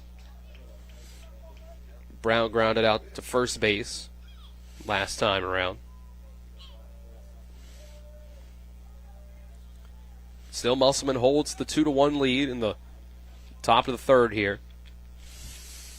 Oviedo on second. Rupenthal on first. A time called as Myers steps off the rubber. Jameer not having the year that he would like at the plate, doing a great job of getting on base. The average isn't where he'd like it to be, but I look for him any moment to catch fire, as he has the ability. He's just when you watch him, his approach, he's young, but what he can do, he's hurt most of the year last year with an Achilles, but he's healthy now, and I expect at some point that bat of his is going to catch up to some of these varsity pitchers. 0-2 was the count, and here comes the 3rd pitch for ball 1. Myers hit his 70th pitch there. With 2 outs here after 2 2/3. Big spot here. If he can get out of here, he can minimize the damage once again, as he's 1-2 in the dirt. McClintock has to block it. Runs the count even. Deuce is wild. 2 on, 2 balls, 2 strikes, 2 outs. 6 strikeouts and 4 walks is where the pitch count has gotten him. Not getting early contact from these Bulldog hitters. Here's the 2-2, and just a little high. Brown takes it, runs the count full. He came back from a 3-0 count to get a strikeout, and now he's ran an 0-2 count to a 3-2 count, opposite. So he needs to minimize the damage here, and of course Jameer looking to get off that a little bit of a. Runners go on the 3-2 count, and they'll say it was inside. Ball 4. Bases are loaded. Big pitch there. I mean, he lost that batter. He's shaking his head a little bit, knows that was one that he let get away. We're going to see a mound visit here from pitching coach Coach McClintock, as he's just checking on. You see Myers just kind of understanding the situation where he had that guy, had him 0-2, had the bottom, one of the bottom guys in the lineup there, the 7-hitter, sophomore Jameer Brown, and he's still shaking his head, mad at himself. He understands the game really well, understands what big moment that was. The whole thing, he understands his pitch count's coming up. So, he's a little frustrated with that, even though he's held Martinsburg to 1 run and has 2 outs here, just a pitch away from getting out of it. He's just a competitor. Great job there by Musselman staff to come out and just say, hey, we're 1 pitch away. Edwards singled the last time. Let's remember that pitch. Remember, don't feed him that pitch again. He swung early in the count. So, can't throw stuff in the dirt, let it get by, but we have to stay around the zone. We can't walk anybody, so you're in a tight spot here. But we still are just 1 pitch away is generally what you tell your guy there, to throw your best couple pitches here and don't let this thing turn into a long inning. Put any crooked numbers on the board. First pitch to Edwards is hit deep into right center field. Lohr's going back for it. It's off. It's a home run. It's a grand slam. Grand slam for Braden Edwards. Talk about a crooked number put up on the board. 4 right there with 2 outs. Gives Martinsburg a 5-2 lead. That ball was hit. I think he's seen 2 pitches tonight. Now you got Coach Altered. He's coming. What is he doing? He came in with the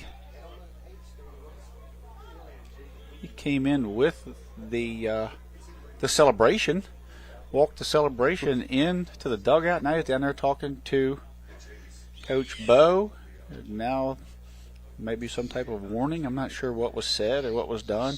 Things get a little chippy in these EPAC matchups, and so we're seeing Coach Ballard not quite agreeing with home plate umpire. Now he's going back to Jeff King, and now he's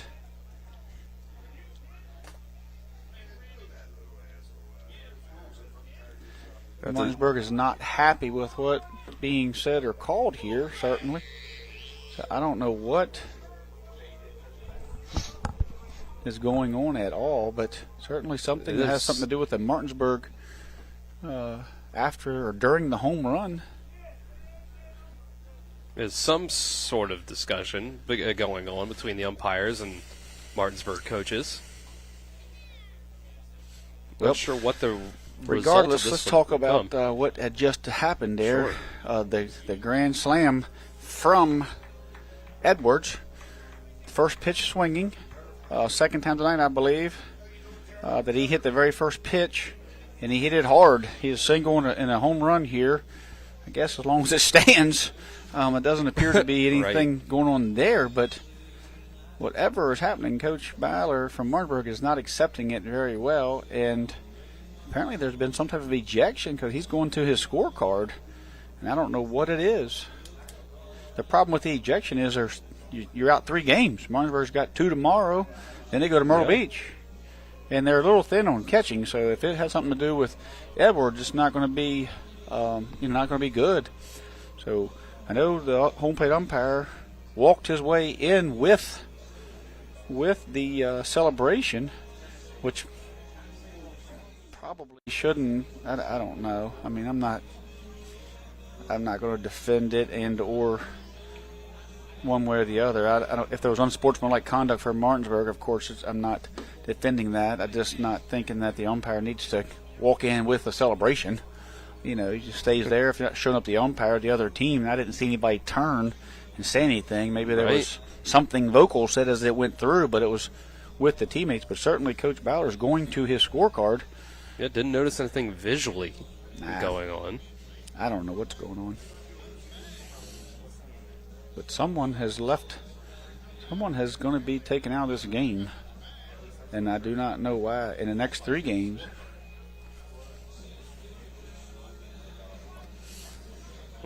let's see. That's Coach Zarnecki and Coach Byler. Yeah, well, okay. Let's see. We've turned home plate umpire coming towards the Martinsburg dugout. So the home run stands from the gesture he just gave. It definitely do have the home plate umpire Alterman pointing to someone in the Bulldogs bullpen or dugout.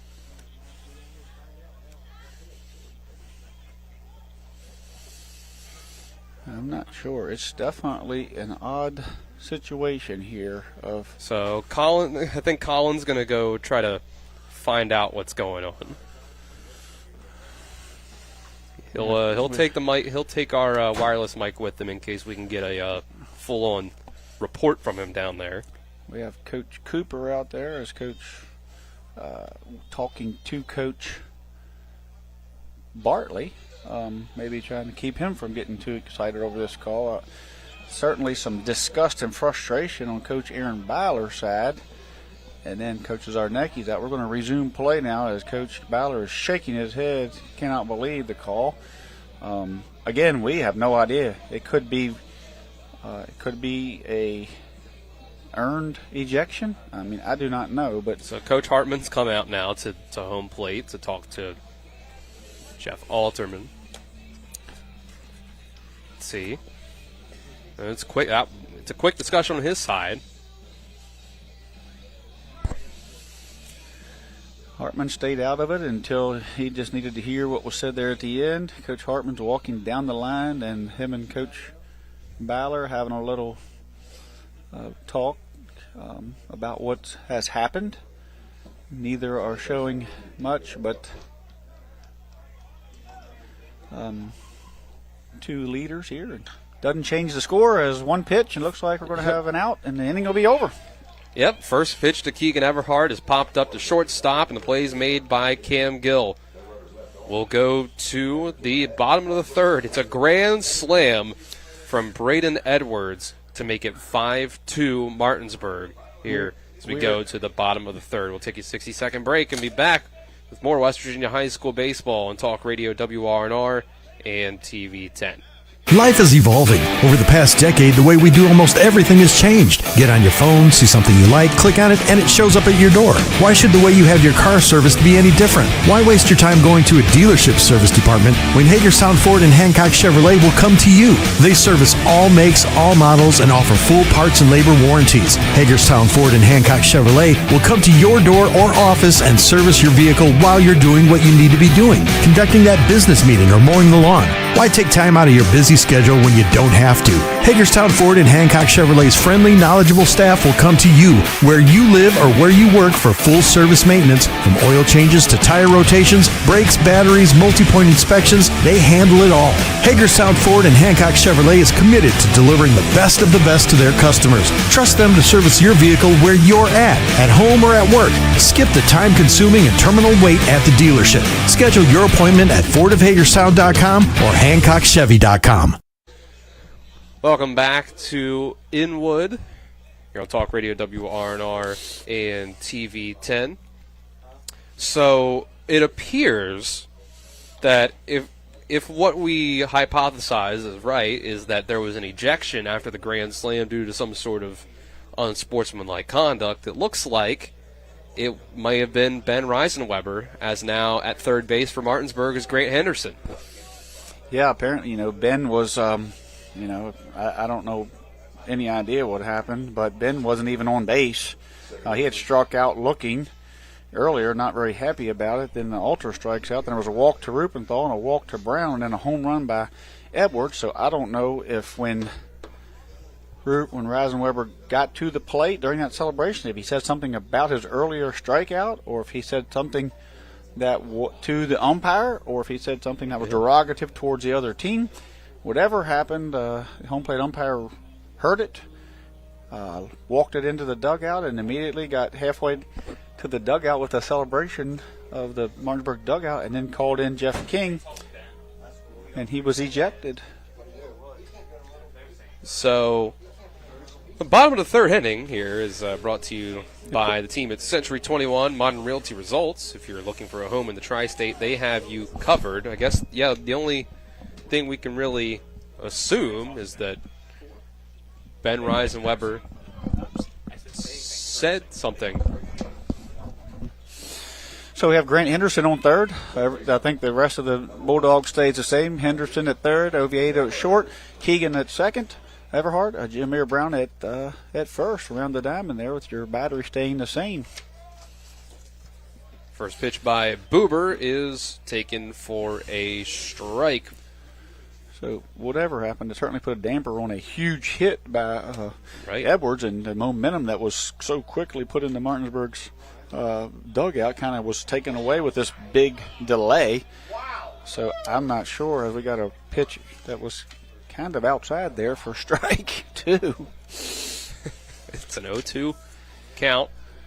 Now this one is outside for ball one. So some work for Musselman to do now to try to get back on top. Down by 3 runs in the bottom of the third now. And it's a called strike 3.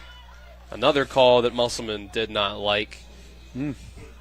It'll be the third strikeout for Carson Buber as Gilbert goes down looking.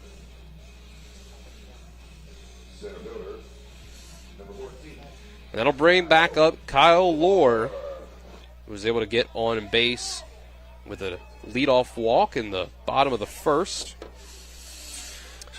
and then came around to score. Yeah, home plate umpire there. Hopefully, there's a lot going on there. Sometimes the umpires, like players, can get a little rattled as well, as a lot has happened here. He's just calling strike after strike now. So you've got 4 pitches now in a row that were 50-50 pitches that have went, it looks like, Martinsburg's way at the moment. So I don't know.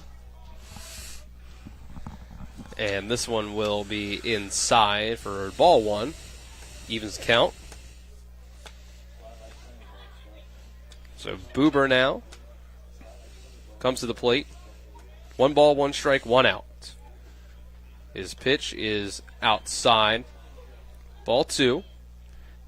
Reisenweber's senior season. You know, if he didn't look right directly in his face and say something, if he just said it, I mean, I don't agree with it, but again, I don't get paid to do it, so. And there's a pitch that runs Lohr off the plate, has to duck down out of the way, get some more dirt on his jersey.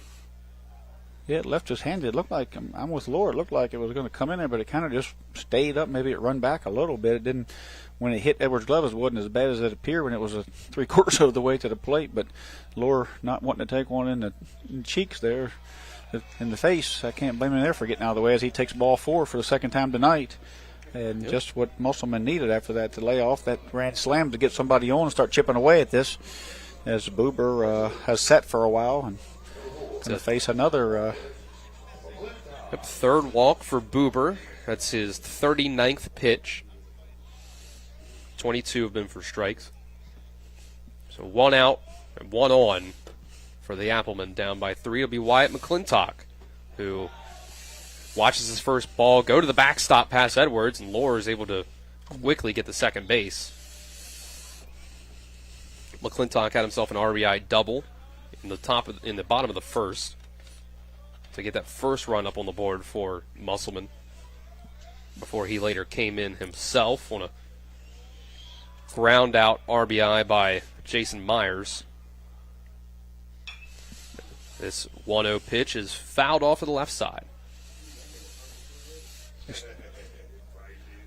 Yeah, a great job by Kyle Lohr by getting on there, leading things after the strikeout to get on there and keep this inning moving there over the top of the lineup and try to chip away. We're only in the bottom of the third. It feels like we've been here a while, especially after that. Right.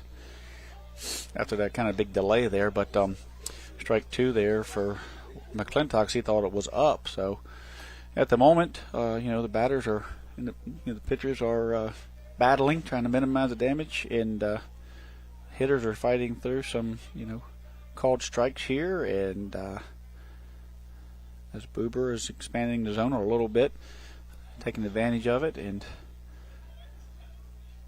Lure stands on second. Oviedo holding with a left-handed batter, Wyatt McClintock at the plate. Gets it back up the middle where... Yeah, Oviedo hits off his glove. It bounces over to Everhart quickly enough, though, wow, that he's able to make the play. So make it a 6-4-3 put-out.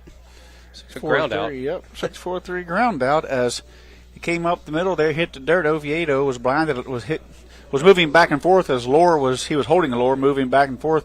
Plus the umpire's out there in that position a little bit, and it came through. He put a glove on it and basically just pushed it over to Everhart, who was also collapsing to the center.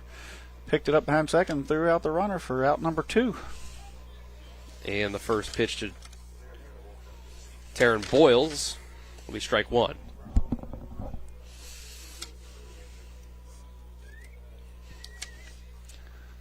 And Boober will set and fire again. Strike 2. Working quickly now. Boyles took a 3-2 50-50 pitch for strike 3 last time as well. Could have been a walk. Like I say, we're way up here, so don't. Check swing, ball in the dirt. Ball 1 for Boyles now. So believe me, as announcers, we're not calling balls and strikes up here and/or saying that one's a ball, because we're not that close to it. We're just trying to give you the feel of the game, how the right. batters react to it, how the players react to it, how the pitchers react to it. And we can see. I am to the left side, but the umpire has his nose down there and his ears a lot closer than us. This one's hit right back to Boober. Gets his glove down quickly enough to throw it over to Jameer Brown at first for the third out. So, just one runner gets on base on balls for Musselman in that half inning. We'll go to the top of the 4th. It's still 5-2 Martinsburg here in Inwood. We'll take a 60-second break and be back with more West Virginia High School baseball on Talk Radio WRNR and TV 10. Burke, Schultz, Harmon, and Jenkinson, where accident, injury, and disability lawyers with over 120 years combined local trial experience. When injury or illness has stopped you from working, you may be eligible for Social Security disability. Ron Harmon has been winning disability claims for over a quarter of a century. Don't hire some out-of-state firm. Ron Harmon's in Martinsburg. He will meet with you right here in our office. Get a local lawyer you can trust. Call 304-LAWYERS for a free consultation. 304-LAWYERS or 304-263-0900.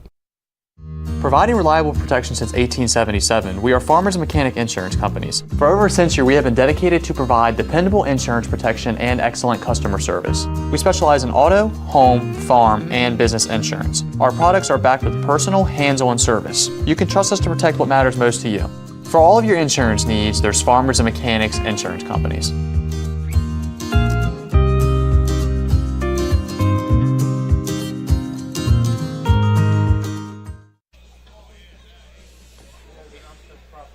Top of the 4th here from Musselman. Brought to you on Talk Radio WRNR and TV 10 by Farmers and Mechanics Insurance. Reliable coverage since 1877. You call them at 304-263-0809 for a quote today, or visit fmiwv.com.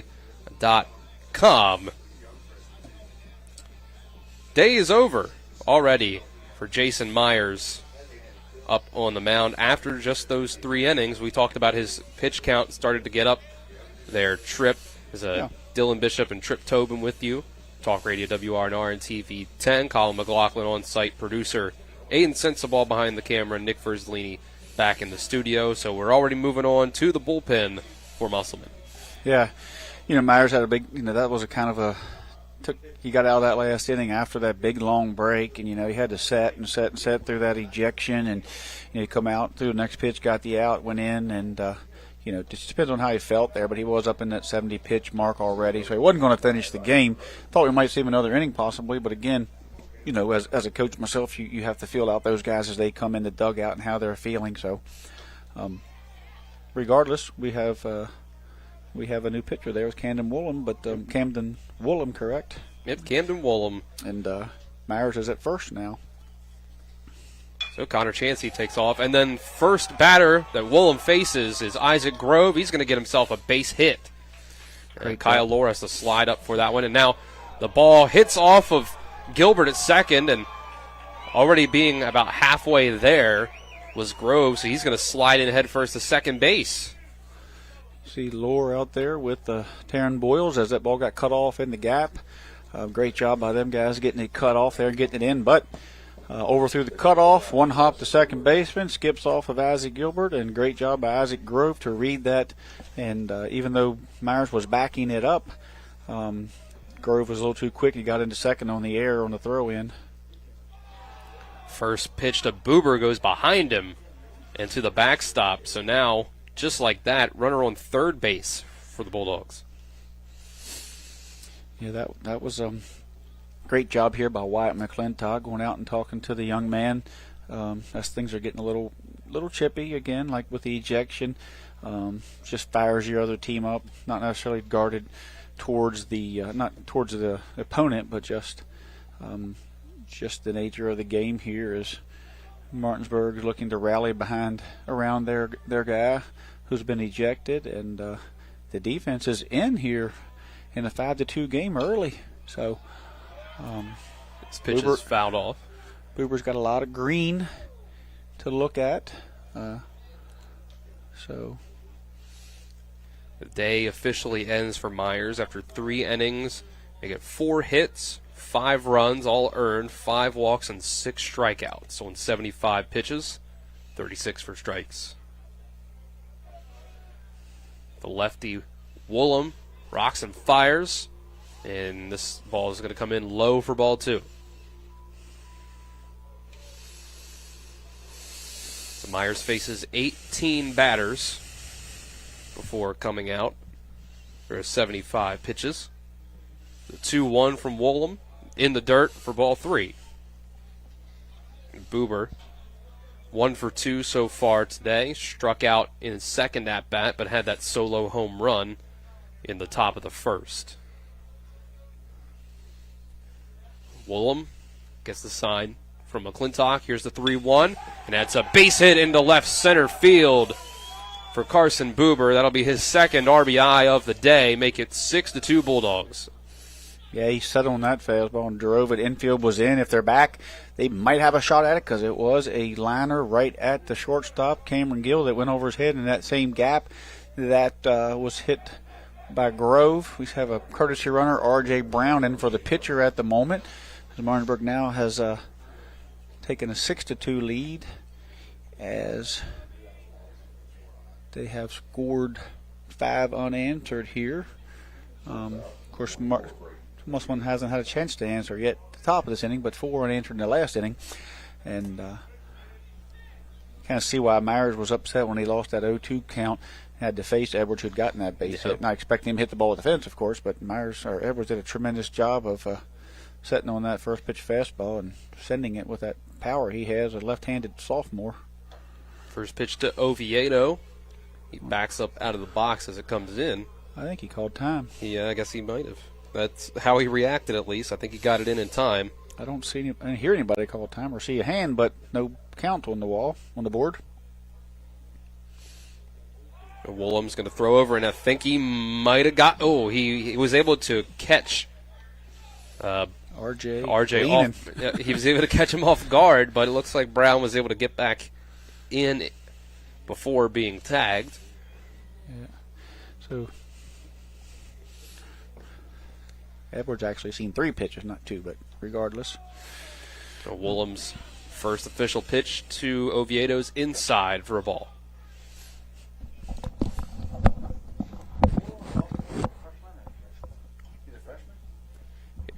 Looks over. 1-0 count from Woolham. This one's going to be high and outside for ball 2.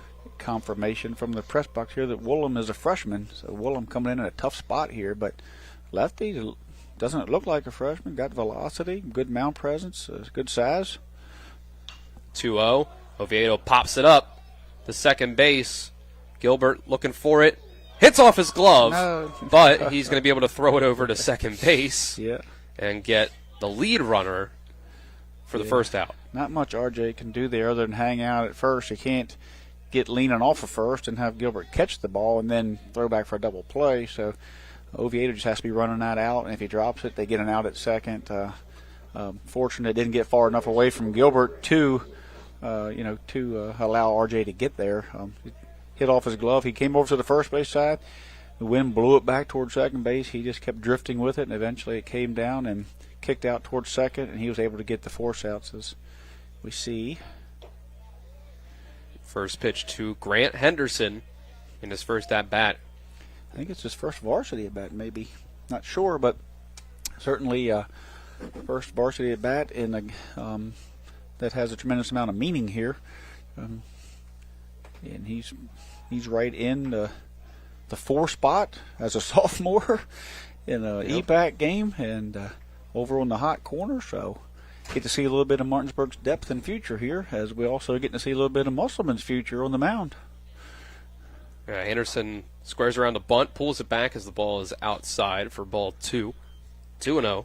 This young man here on the mound has a future of being able to, if he's a freshman, with varsity talent here for sure.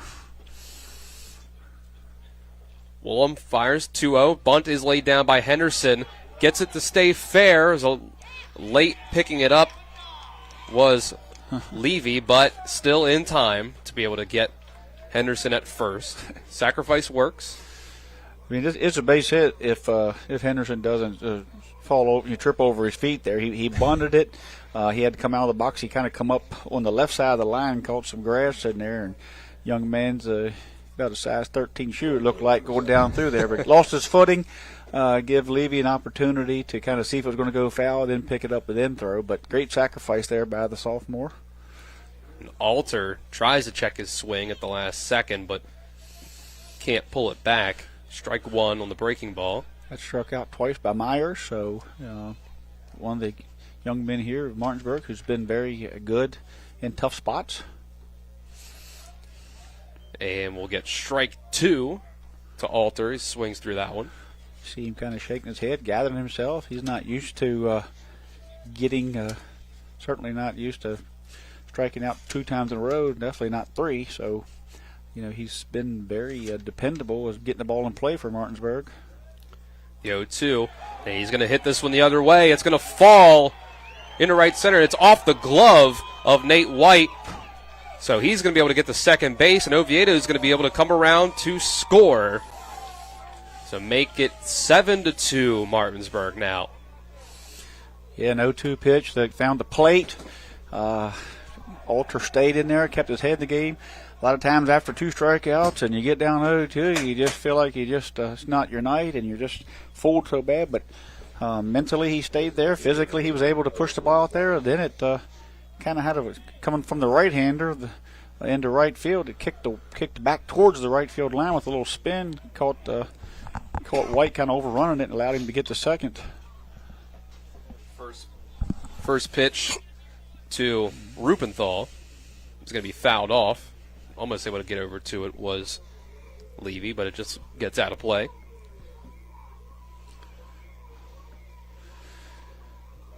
So Martinsburg now was trailing 2-1.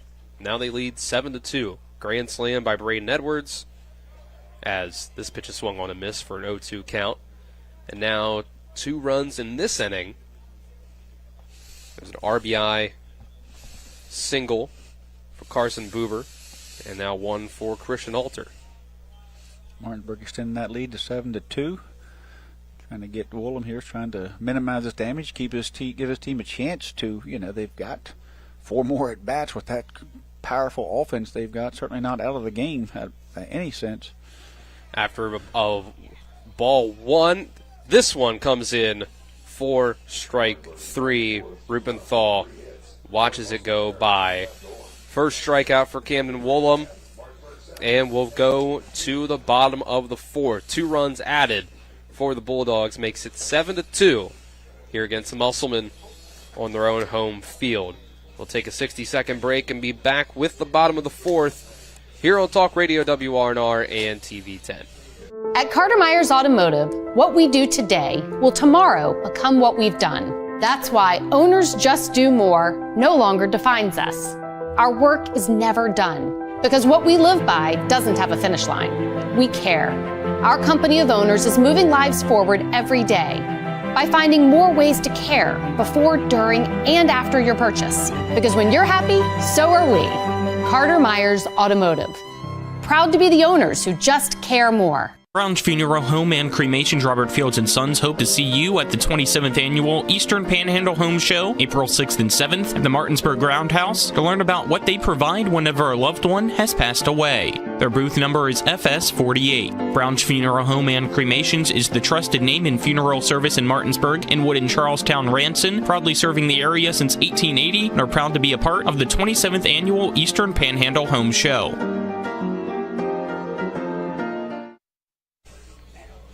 I think they threw his dad out. Back here for the bottom of the fourth. Here, Jason Myers leading things off for Musselman. No longer a pitcher versus pitcher matchup. Myers has gone over to first base. Bottom of the fourth on Talk Radio WRNR and TV 10 is brought to you by Mother Shucker's Crab Shack, located at 1014 Winchester Avenue in Martinsburg. If you don't like it, shuck it up, Buttercup. Carson Buber out here for a fourth inning of work. He's given up 1 hit and 3 walks, 3 strikeouts to give up just 1 earned run, but 2 runs overall.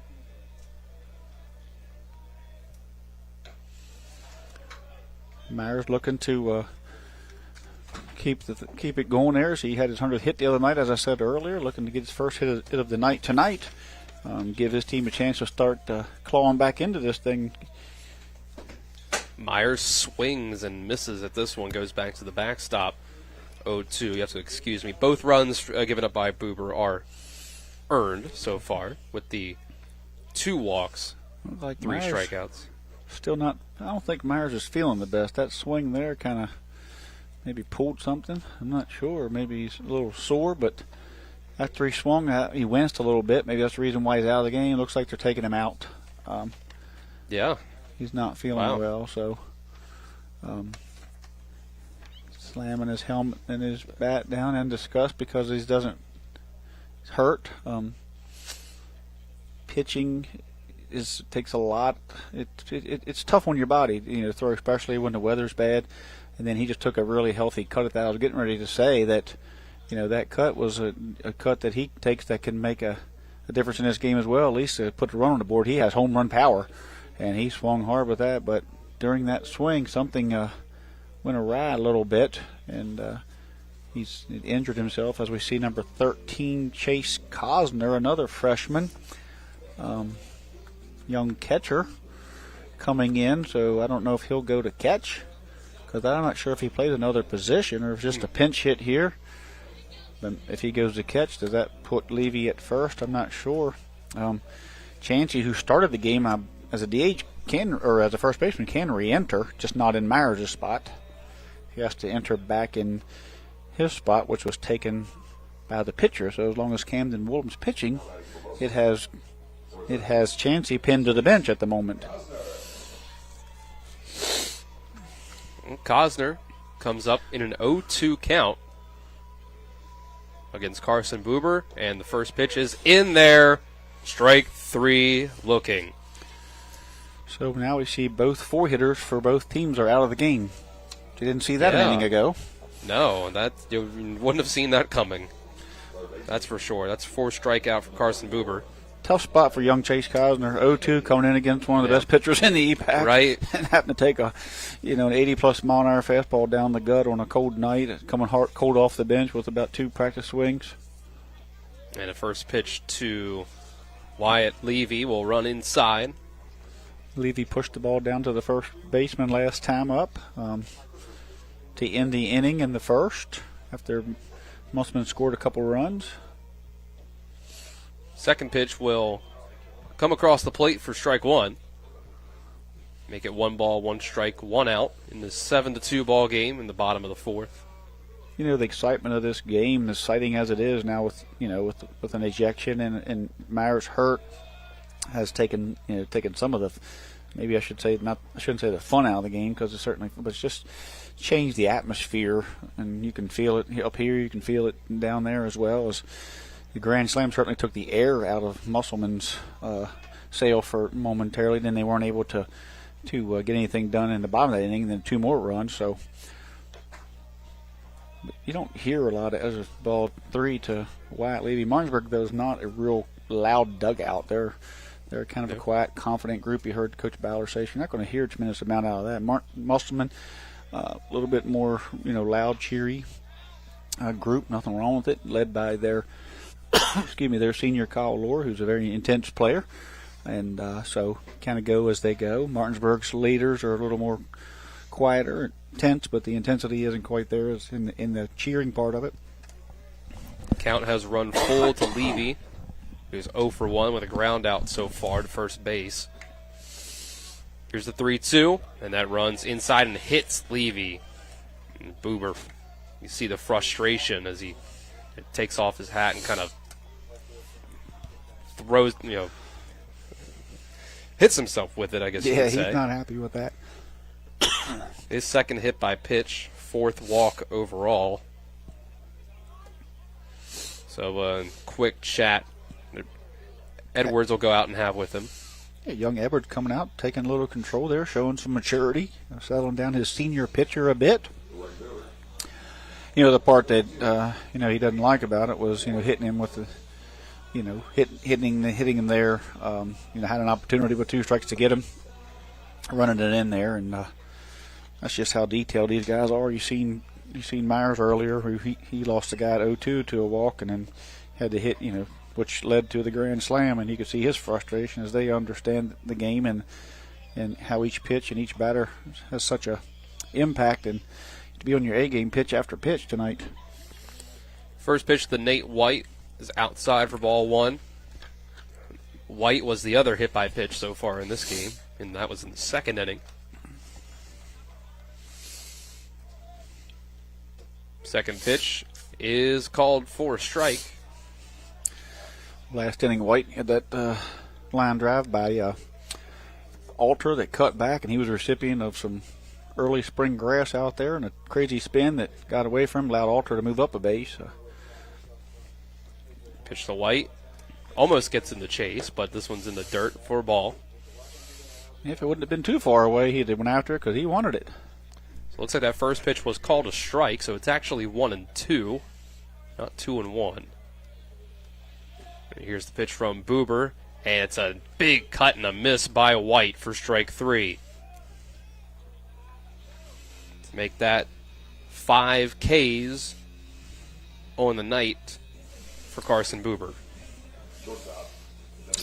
Buber trying to keep the bottom of this, 6, 5 through 9 guys off the base. Not wanting to face the top with guys in scoring position because they will burn you. First pitch to Cam Gill is the ball. Gill struck out swinging his first time. He was the second of Buber's 5 strikeouts so far. Buber gets the sign, nods, and fires. He's going to get this one to hit the outside part of the plate for strike 1. Levy over at first. Gill not able to get the bunt down the last time. This time with 2 strikes, certainly not going to be any bunts. He's going to have to hit his way on here. And he's going to hit this one on the ground, slow roller to Everhart at second base, and he's going to have enough time to make the play over to Brown at first to end the inning. So, third straight scoreless inning produced for Carson Buber. It'll keep the score at 7-2. We'll go to the top of the 5th here with Martinsburg having the 5-run lead. This is West Virginia High School Baseball on Talk Radio WRNR and TV 10. After a car accident, what do you get when you call Mansion Ferretti? You get more experience from a local law firm with over 115 years of combined service. More respect from a team who treats clients like their own family. And more fight, because we want you to get every dollar you deserve. Experience, respect, results. If you've been injured, that's what you want in your lawyer. And that's what you'll get when you call us. Car accident? Get more with Mansion Ferretti. 304-264-8505. Spring is that perfect time for your outside oasis. RAI Properties has been in business for 20 years. They do fences, patios, decks, and more. They'll even help you with HOA management, making it easy on you when it comes to dues, collections, violations, and those pesky monthly reports. Call them for an estimate today at 304-200-3144 or visit www.raiproperties.com. Back here for the top of the fifth, it'll be Camden Woolham staying in for his second inning of work for the Applemen after giving up 2 runs in the top of the fourth. Top of the fifth here on Talk Radio WRNR and TV 10 is brought to you by L.A. Roberts Jewelers, committed to excellence in quality, design, and craftsmanship, located at 146 North Queen Street in Martinsburg. It'll be Jameer Brown, sophomore first baseman for Martinsburg, leading things off against Woolham. Left-handed pitcher, right-handed batter. He'll take the first pitch for a strike. Jameer Brown 0 for 1 so far with a walk. Run scored on the grand slam by Edwards. And now he's going to hit this one into deep left field. I think this is going to get over the head of Boyles, and it sure is. It's going to hit up against the wall and easily up, standing on second base with a lead-off double is Jameer Brown.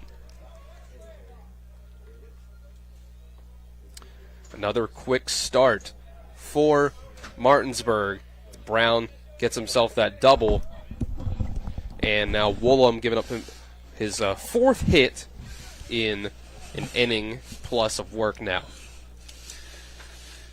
And Braden Edwards, who hit the grand slam in his last at-bat, is going to be up, and he's going to be first pitch swinging. He hits this one the other way, and it's going to land fair, just barely.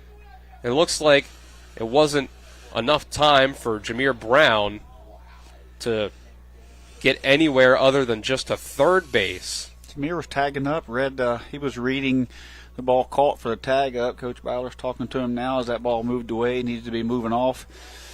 A teaching moment to the young sophomore there, but puts a special runner, a courtesy runner in as Musselman has brought the infield up again.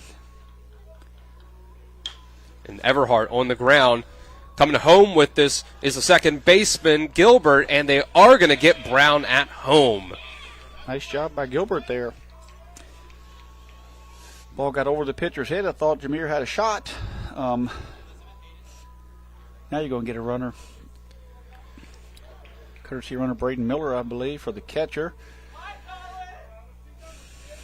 Yep, that's Braden Miller. So that the base running mistake of the not seeing that the ball was going to come down for a hit in time ends up working against Martinsburg. They aren't able to get that run in, and it gets thrown out at home instead. Middle pushed back now, double play depth with 1 out, as you have. Corners are up as you see a pick-off move here. Everhart there at first after the ground out. Fielder's choice, excuse me. Edwards having one heck of a night with a single, a grand slam, and a double that could have possibly given him 5 RBIs. Runner goes to second. They'll make the throw down.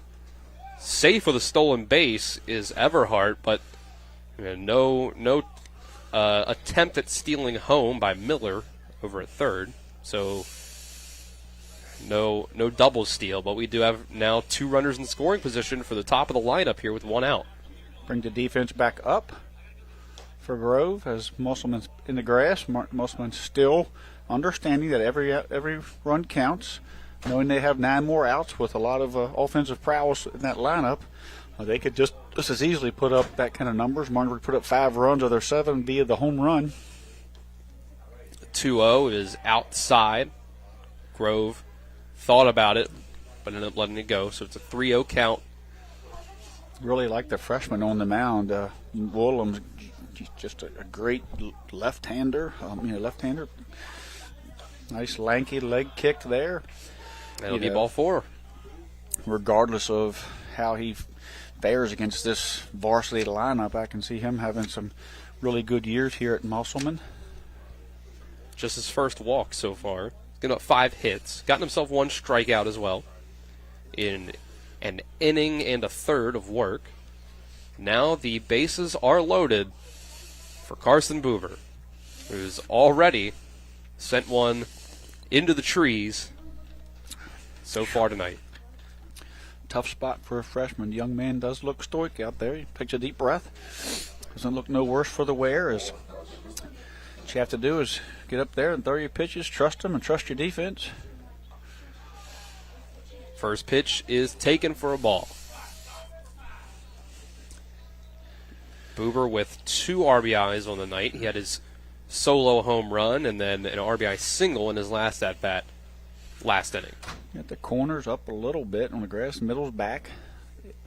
Left fielder's deep. Kyle Lohr with the ability to go back when the ball's playing basically straight up, not too deep. Right fielder's up a bit. Second pitch of the at-bat's in the dirt for ball 2. Taryn Boyle's deeper.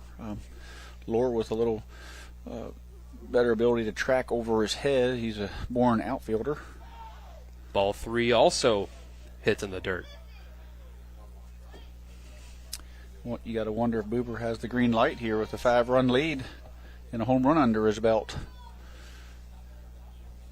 See, he steps back into the box. He's ready to go. Doesn't appear that he does with his... He didn't. The ball does come across the plate, though, for strike 1. You'll see him have a little different setup here as the pitch comes in. Oviedo on deck has also had a big game with his double and a hit by pitch. And Buber swung at that one, but hit it foul over towards his coach, Aaron Byler, on the third base side. Runs the count full. 3-2, 1 out. Martinsburg leads 7-2. Bases loaded. See if Buber can add on to his 2 RBIs he has so far. And this one is low and inside. So the run will walk in to make it 8-2. The bases will stay loaded for Braden Oviedo. Make that the second straight walk for Woolham. And now we'll get Coach Hartman out to the mound. Coach Hartman's coming out. We may see a pitching change. Yep. It looks like it's going to be someone within the field. We'll take a second to see who it'll be. If we do, in fact, get the pitching change, which we would expect. My apologies to Oviedo. He had a single and a double. He's 2 for 2 tonight with the hit by pitch as well. So Oviedo 2 for 2.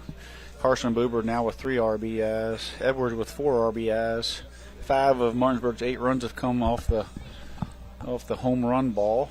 It looks like Woolham will stay in the game. Just got himself a talk straight from the manager instead of just his pitching coach. At the moment, Woolham's at 35 pitches, inning in the third, 5 hits, 3 runs, 3 earned, 1 strikeout, 2 walks. Probably telling this young pitcher, hey, just stay within yourself. First pitch, Oviedo swings, and this one could find the left center gap, and it will. 1 run will score. Here comes 2. They're going to bring all 3. No, they're not, actually. Byler will hold up the runner at third base to 2 RBI double for Braden Oviedo. Oviedo 3 for 3 on the night. 2 doubles, a single.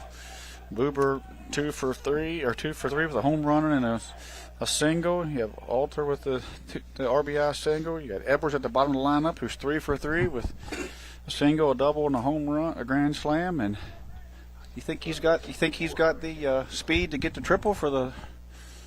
He just keeps on running, right? Just we could, yeah. Well, we might be able to find out. Triple away from the cycle. Laying down the bunt attempt. Here comes Alter. He's going to be able to get to first, and the ball's thrown away. So now Oviedo is going to be able to score as well, and now Martinsburg has themselves a 10-run lead. A nice job there, Martinsburg. By Henderson there, as Henderson has been brought in as a sophomore, hadn't had a tremendous amount of varsity at bats. Just a way for him to, great job by Coach Ballard to give him an opportunity to contribute here without having to do a whole lot, but just get the bunt down. And now we see the game suddenly getting out of control here with Martinsburg with a 10-run lead. So that means Musselman's going to be fighting for their life to keep this game going in the bottom of the fifth now, with it being in a 10-run deficit. Alter's going to hit this one into right center as Lohr not able to get there.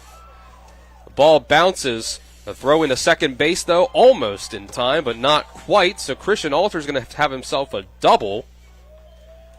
Grant Henderson able to get himself over to third base. Had to hold up a little bit to see if, with just one out, Kyle Lohr was going to be able to make the diving catch, but he wasn't quite able to. So make it a double for Christian Alter, and that's going to bring out Coach Hartman for a second time, and that'll mean that Camden Woolham will be giving up the ball. Yeah. Still love what I see now. The young man is just to put him in a tough spot to face a lineup with their ears pinned back with the lead. Not a lot of fear up there because the game is starting to get to a point where you can get up there and swing away, and it's not a tight ball game. So just a tough spot for Camden Woolham to be in. It's tough that Jason Myers, come out early with looks like some type of tweaked the muscle back or something. We really hope and pray for him that he's well, and it's just something that he can sleep it off here this evening or get some ibuprofen. But let's see a new pitcher, number 3 here. Yeah, we'll take Colin Alosio. There we go. We'll take a 30-second break as he gets warmed up, then we'll be back with more West Virginia High School baseball on Talk Radio WRNR and TV 10. Alosio. We're the Skinner Brothers. Most folks only need a lawyer once or twice in their lives. And when they're injured or in an accident, most people don't know what to do. We get it. It can be overwhelming. Nobody likes to be told you need a lawyer, but that's why we're here. We want to get you back to your normal life and help you recover.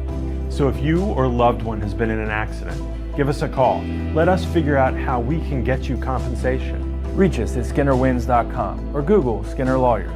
We'll treat you like family. Pitching change here at Musselman High School. As Tripp said, it'll be Colin Alosio, number 3, coming in for Musselman. Or a tough outing for the freshman, Camden Woolham, in relief of Jason Myers. So we get the full final stat line for Woolham. It's 1 inning and a third, 7 hits, 7 runs, one strikeout, 2 walks. And in a 12-2 game, it'll be Alosio that comes on with 2 runners on in scoring position and just 1 out. And he'll have to deal with the designated hitter, Owen Rupenthal, who so far on the night has 2 strikeouts, 1 looking, 1 swinging, and has gotten himself a walk as well. Pitching change here brought to you by Small & Small Insurance in Martinsburg, your total insurance solution at 121 Administrative Drive in Martinsburg. And call them at 304-263-3361. Like Parker Robinson has entered the game. In running for Alter. So I doubt that 12-2 that he's going to not play. Yep. I think he's going to stay in the game. I don't think he's a pinch runner at this moment. So Henderson on third, the sophomore. Parker Robinson at second. Owen Rupenthal at the plate. Seeing the young Alosio come in here and try to get his team out of this inning and see if Musselman can get a run here as they're pulled up. Musselman would need a run, at least 1 run at this moment if Margaret doesn't tack any more on, or it's going to be an early night. Rupenthal with an opportunity here at the infield, pulled in to lift something up and into the outfield. And the count had run to 3-0, and he takes ball 4. That'll pushed the middle back. Oh, like Parker Robinson kind of was going to walk off with the walk. He might have thought there was somebody behind him there. As he get in these games in the long innings, you start to lose track, and they about got him back picked there. So back up to Jameer Brown here, who doubled. Yep, they've batted around now. Jameer Brown started off with a double in this inning, and now there's still just one out. Bases loaded once again. So it's the third time in this game overall that Martinsburg has loaded the bases, and they've stayed loaded. And this one's in the dirt as well for ball 2. So we kind of mentioned it earlier, Tripp, when Myers' pitching count started to get up. Within around 70 pitches very early on, that Martinsburg wanted to get to the bullpen, and that might be their advantage once they were able to make the Applemen do that. This pitch runs in for ball 3, and that's what we've seen so far. Last 3 innings, this one 5 runs up so far, 2 runs in the fourth, 4 runs in the third. Of course, Jason Myers was still in the game in that third inning, but there's ball 4 inside.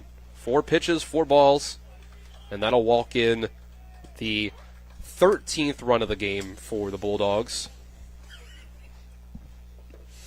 Yeah, making an 11-run lead. Certainly was an issue that that Musselman was going to have to deal with should they got into the bullpen. It was an advantage of Martinsburg there with their older guys that that relieve as Musselman's grooming some younger guys in the pitching staff. They have some really quality starters, and have gotten some really good relief pitching out of these guys. But tonight facing a kind of a tough, not kind of, but a tough Martinsburg varsity lineup here, and Martinsburg starting to bring some guys in here. As you see, number 20 come to the plate. Is that Steen?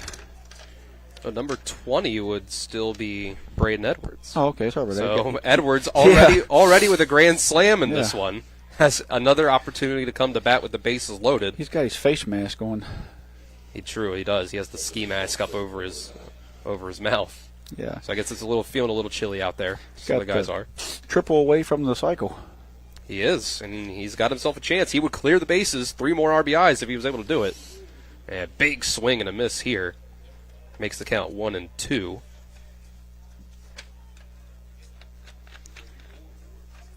Still here in the top of the 5th inning. And Alessio is going to step off the mound and regain his composure here. Throws the ball up in his hand. Make sure he has a good grip on it. He'll come to the plate. Sidearm delivery. Not able to get the call there. 2-2. Nice pitch there, 1-2, to change his mechanics a little bit, try to throw off the hot-hitting Edwards there, so didn't get the call there. Edwards is going to take this one outside for ball 3. So full count, just 1 out, bases loaded here.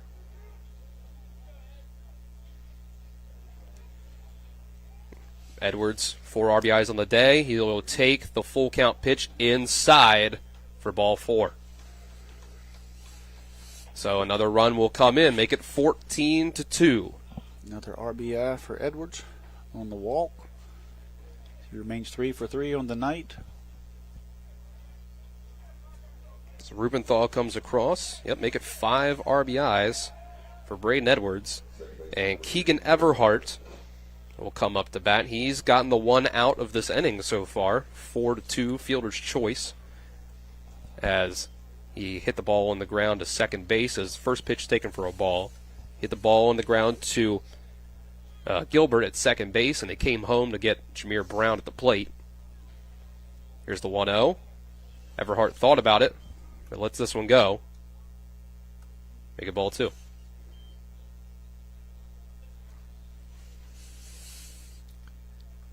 Now Alessio will come to the plate, and that one will catch the outside corner for strike 1. So it's Rubenthal on third, Brown on second, and Edwards on first. Well, actually, should be a courtesy runner, I would assume. And this one's hit on the ground by Everhart. It's a base hit in the left field. He's going to score one. Jameer Brown's going to come around third, and a double clutch out in left field by Boyles is going to allow Brown to score. Make it a 9-run inning for Martinsburg, and they lead 16-2. Ball just C&I single through the 5-6 hole there into left field, and Martinsburg was one out, reading the ball on the ground. Jameer reading the ball on the ground, a little better base running that time, and was able to score in that single. And Grove, first pitch swinging out towards Kyle Lohr. He's going to be able to make the catch for the second out. Yeah, you're not going to get on out there with that guy. He can cover some ground out there, and did a great job. First step back, read it, held it, and no running on him. So the stay at first and second. So the scorecard becoming a little difficult to fill out here, as we've now seen the fifth batter to bat around in this inning. Carson Buber comes back up to the plate. Now with 2 outs, runners on first and second. He will take strike one from Molisio. Tells me with Buber swinging the bat, he's going to come out for the fifth and try to get this complete game. I think he's right around 60 couple pitches after 4 innings. So this one's in the dirt, and McClintock not able to find it immediately, so the runners will pretty easily advance to second and third. McClintock there lost that one. Didn't get usually get some yelling help or some help from his pitcher, his fielder, and everybody's kind of watched it thinking he kind of knew where it was at, so he had to track it down as the runners moved up. There's a 1-1 count now. Final score as we get a strike 2 over from the softball field here at Musselman. 14-2, the Applemen defeat the Lady Bulldogs. That's our score there. And now Buber's going to foul this 1-2 pitch off, which is a score update from Washington. Looks like it's 5-4. Hedgesville leading the Patriots at the end of 4 innings. Buber hits this one on the ground to third base. Wyatt Levy makes the throw to first to end the inning. But Martinsburg absolutely breaks the game open here in the top of the 5th with 9 runs, making it 16-2, and now the Applemen have to go to the plate and fight to get this one closer to keep it alive, or else Martinsburg will get the Mercy Rule victory. We'll go to the bottom of the 5th after this 60-second break here on Talk Radio WRNR and TV 10. Hi, Crescia Hornby here. Larry DeMarco, broker of Modern Realty Results, believes he has some of the best real estate agents in the Eastern Panhandle. Agents at Modern Realty Results have years of experience and knowledge of the local real estate market. Agents within the office work as a team to provide quality customer service. We strive to always ensure client satisfaction through handling every transaction with honesty and integrity, all while offering competitive rates. Modern Realty Results is veteran-owned and managed. Please call us at 262-4222, modernrealtyresults.com.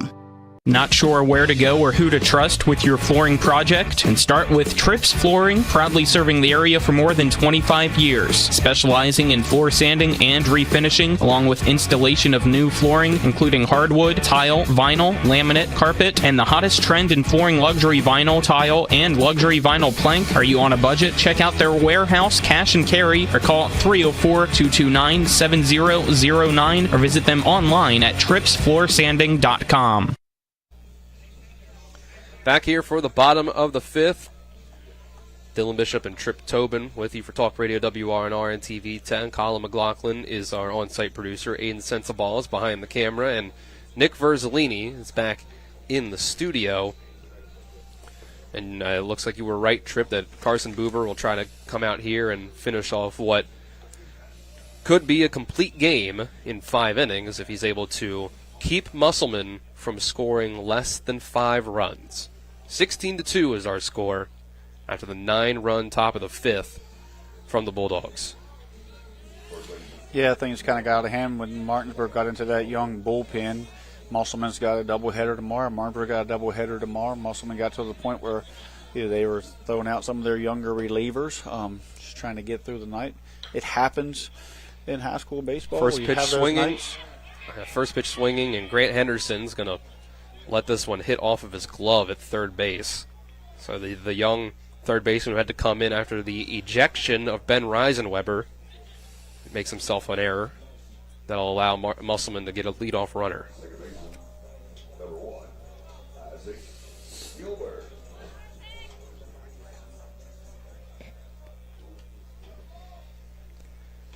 Second batter of the inning will take strike one. That was so Woolham hits the ball there and comes across that grass there, kicked off of Henderson's glove, giving Gilbert a chance to keep his ball team in it. Right now you just have to pass the baton down to the next guy. They know they've got to get it back to the top here, give Kyle Lohr, McClintock, Boyles, those guys a chance to score 4 or 5 runs. Since the 2-run first inning, Martinsburg's weathered the storm and minimized the damage. Held Musselman to zeros, but certainly we get back to this lineup the third time after that big long layoff. Strike 3 called against Isaac Gilbert for the first out of the bottom of the 5th, which is brought to you by the Wagner Law Firm, West Virginia's premier DUI defense attorney. Visit westvirginiaduilawyers.com. Second time tonight they got Gilbert struck out there. Second time looking as well. Mm-hmm. So that'll bring up the top of the order. Kyle Lohr, who so far is 0 for 0 because he's drawn 2 walks from Boober. One way to keep him from hitting doubles and triples, isn't it? Sometimes that's about as best you can do against a guy who hits the ball as well as he hits the baseball, is just try to keep him to first base if possible. 1-0 pitch is high and outside for ball 2. So Kyle Lohr comes up with a runner on first. Camden Woolham. 14-run lead for the Bulldogs. Boober's 2-0 pitch finds the outside corner for strike 1.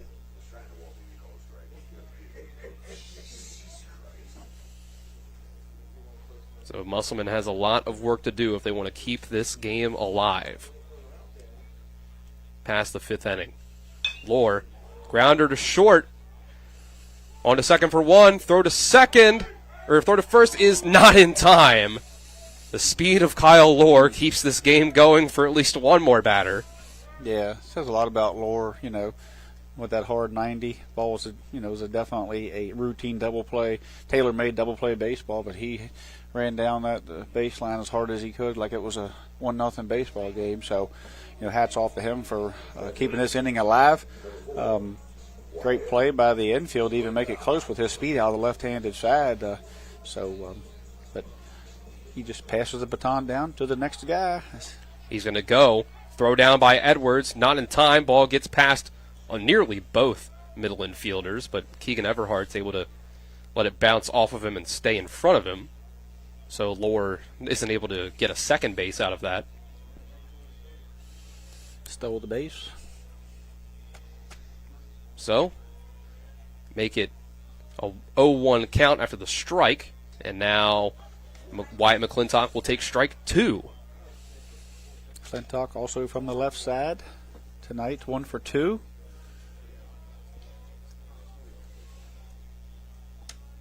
He has a double here tonight. And now he hit that ball to center field that Isaac Grove couldn't track down the first part of the game, his first bat of the game, where he hit it to the deepest part of the park, showing his power. Now he's down 0-2. Musselman's down to their last strike. The 0-2, Lohr going for third. It was a hit and run, but it's fouled off the left field.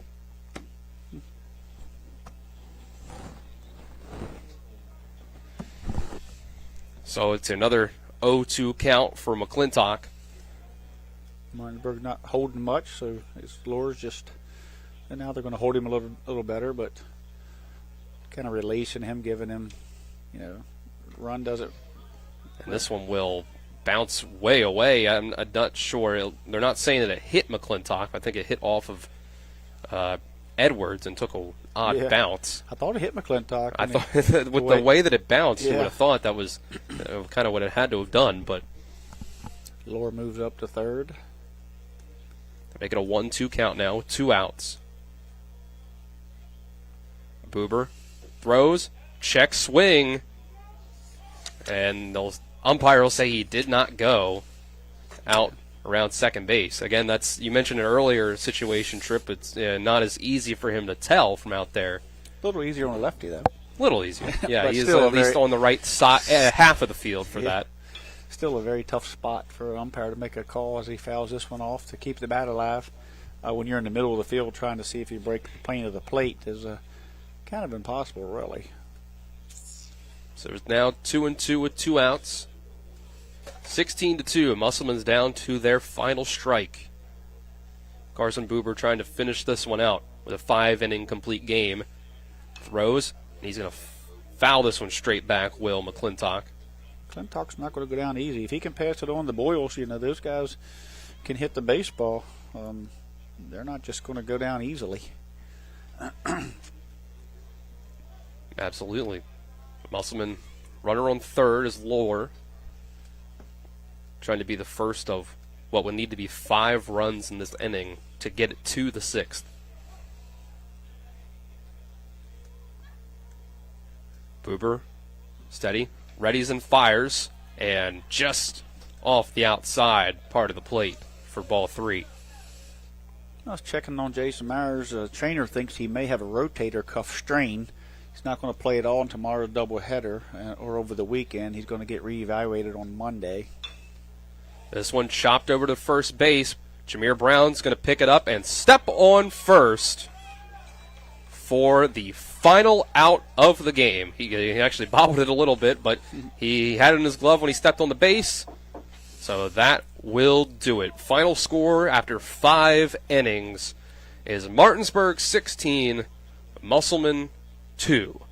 So that's a big-time win for the Bulldogs, where it'll be Carson Buber being your winning pitcher, and in the complete game, Jason Myers coming up with the loss. We'll take a 2-minute break. When we come back, we'll have the Palace Lounge post-game show here on Talk Radio WRNR and TV 10.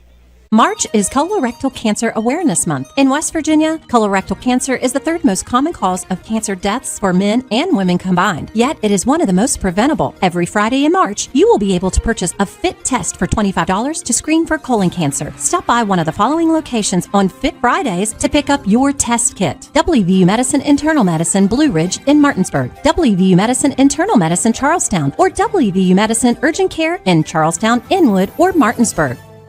The Palace Lounge in Martinsburg is the place to be. Join us every night to relax and enjoy football or basketball games featuring either the Martinsburg Bulldogs, Shepherd University Rams, or West Virginia Mountaineers. We will have steak night every Wednesday, trip nights every Thursday, and now taco and margarita nights every Tuesday. You can find us on Facebook or call 304-267-7520. The Palace Lounge is located at 1350 Edwin Miller Boulevard in Martinsburg. When will I be able to retire? How do I make the most of the money I have? How do I leave a lasting legacy to my loved ones? I'm Philip McCoy, financial advisor with the Mirius Group, a private wealth advisory practice of Ameriprise Financial Services Incorporated. Call us today at 304-263-4343 to help you make the most of your financial future. Our office is located at 1270 Winchester Avenue, Martinsburg, West Virginia. Ameriprise Financial Services Incorporated, member FINRA and SIPC. Burke, Schultz, Harmon, and Jenkinson, where accident, injury, and disability lawyers with over 120 years combined local trial experience. When injury or illness has stopped you from working, you may be eligible for Social Security disability. Ron Harmon has been winning disability claims for over a quarter of a century. Don't hire some out-of-state firm. Ron Harmon's in Martinsburg. He will meet with you right here in our office. Get a local lawyer you can trust. Call 304-LAWYERS for a free consultation. 304-LAWYERS or 304-263-0900. Welcome into the Palace Lounge post-game show here on Talk Radio WRNR and TV 10. Brought to you by the Palace Lounge and Edwin Miller Boulevard in Martinsburg, with a full lunch and dinner menu with daily specials and a clean, comfortable atmosphere check out the menu on the Palace Lounge Facebook page. Final score here from Musselman High School is 16-2. Martinsburg gets the win over Musselman. We'll get you your game summary, brought to you by the Mansion Ferretti Law Firm in Martinsburg, where it's about seeking justice for you. Go to wvjusticelawyers.com. It ends up being 16 runs on 12 hits and 1 error for Martinsburg, 2 runs on just 1 hit and 3 errors for Musselman. We'll go through here and get you the game stats, brought to you by Hagerstown Ford, revolutionizing the car buying experience. Visit them online at fordofhagerstown.com. Your winning pitcher, 5 an incomplete game for Carson Buber. He gives up just 1 hit and 2 walks, 2 earned runs, 6 strikeouts, and throughout the Martinsburg lineup, it's 3 RBIs for Carson Buber, including a solo home run, 2 RBIs for Braden Oviedo on 2 hits, 2 hits for Buber as well, 1 RBI on 2 hits for Christian Alter, 1 hit for an RBI for Jameer Brown, 2 RBIs on 1 hit for Keegan Everhart, and a big day for Braden Edwards behind the plate and at the plate. He goes 3 for 3 with a single, double, and grand slam for 5 RBIs. Trip, as we wait on Colin to be able to get our player of the game and Coach Byler of the winning team. Just a big-time performance for Martinsburg once they were able to get to the Musselman bullpen. Yeah, I mean, I was surprised that they were able to get a couple long balls off of Jason Myers. I knew the first inning, he was working through, trying to command his pitches, his secondary pitch. Martinsburg did a great job of catching him early before he started to command that. You've seen he minimized that damage, and then he got into the longer counts, some 3-2, 2-2 counts, and then a couple walk counts that allowed his pitch count to get up.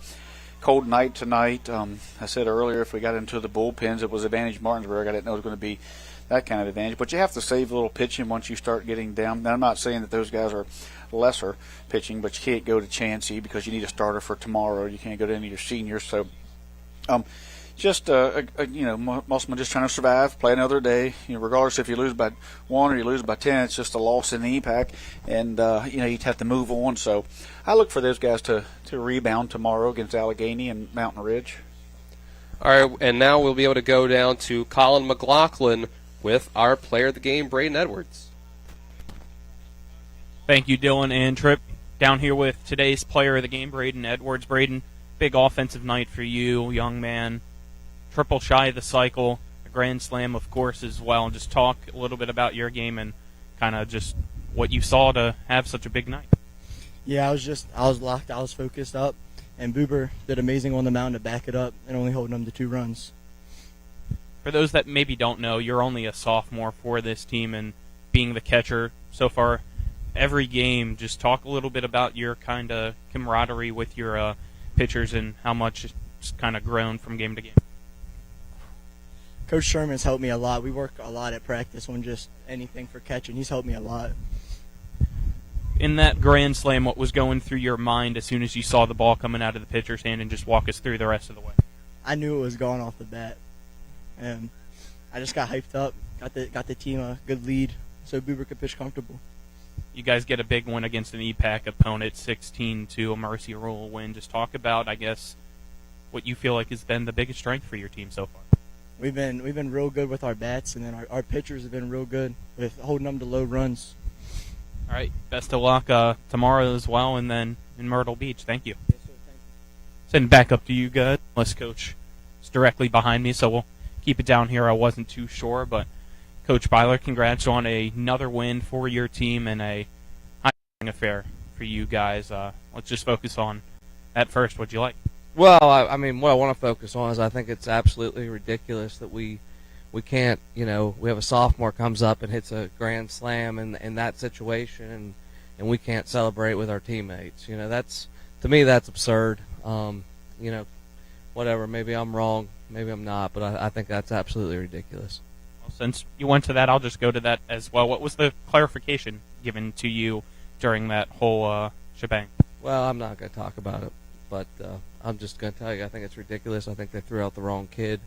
If they did what they did, then yeah, it's grand ejection, but I think it was the wrong kid, and now we're down our 4-hitter and our starting pitcher for tomorrow. So I just think it's ridiculous. But I want to talk about Edwards there in that situation. I mean, that's just big time. I thought Carson Buber threw the ball really well, and I think our bats finally came together, and we got ourselves in hitters counts. And Grant Henderson came in and filled a big spot there on the ejection. He gets a sacrifice bunt down, then he has a squeeze bunt that ends up scoring 2 runs. So credit to him for coming in, filling the role, and just credit to our guys. I thought we had to deal with a lot of nonsense there in the first inning, and you looked up at the scoreboard at one time, and we were only in the bottom of the third, and it felt like we played for 10 innings. So just credit to them for getting through all that nonsense.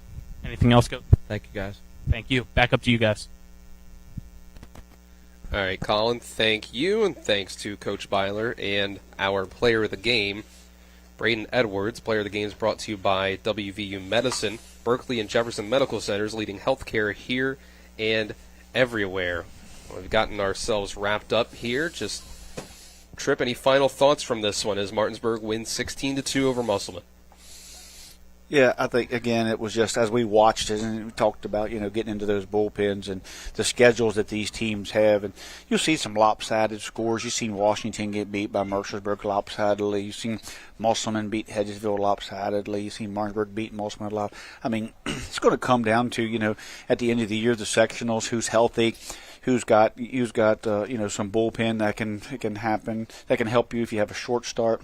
At this point, the short start for Myers and the possible, a strain of the rotator cuff was a little tough for Musselman to overcome with their younger guys having to come in. But if Myers keeps his pitch count down a little different night. This game could be really tight as it was the first couple innings. Musselman is extremely explosive offensively. They were taken out of the game by probably one of the best pitchers, one of the top tier pitchers in the EPAC, of course. But look for them to rebound tomorrow, hit the ball well. I mean, they've got guys at top that order that can really get it done. But Martinsburg finally put together, a game. We've watched them. WRNR does a tremendous amount of their games, and we've seen them be up and down. But they was actually able to hit a quality pitcher tonight a couple times and weather the storm in the first inning in the crowd and the EPAC excitement that goes along with it. With able to weather some ejection and some odd stuff. So. They have been able to persevere, and that's something that's tough to do for young players. And so credit to them for hanging in there and winning the close ones and jumping on teams when they get them down and get into their bullpen. And it's just a tough night. Feel bad for Myers not with that rotator cuff. I liked what I seen out of the two young men. Camden Williams is going to be a great pitcher coming through from Musselman. It's just young and come in with Martinsburg with the ears pinned back. It's kind of like trying to throw like NFL when the guys pin their ears back and they just rush you. Martinsburg had no fear at the plate at that point, and there's just nothing you can do about it. So great night around the EPAC. Jefferson and Spring Mills fighting it out. Now we got a tie ball game at Hedgesville and Washington after Hedgesville took a 5-run. So going to be fun to see. This is not indicative of what we're going to see in the sectionals, I don't think. I think you're right there, Tripp. So for Nick Verzolini back in the studio, Aiden Sensaval behind the camera on TV 10, our on-site producer Colin McLaughlin, Tripp Tobin with the color analysis. I'm Dylan Bishop saying so long and good night from Musselman High School as Martinsburg beats the Applemen 16-2 in 5 innings. Signing off here, this has been West Virginia High School Baseball on Talk Radio, WRNR, and TV 10. Hope everyone has a great rest of their Thursday night.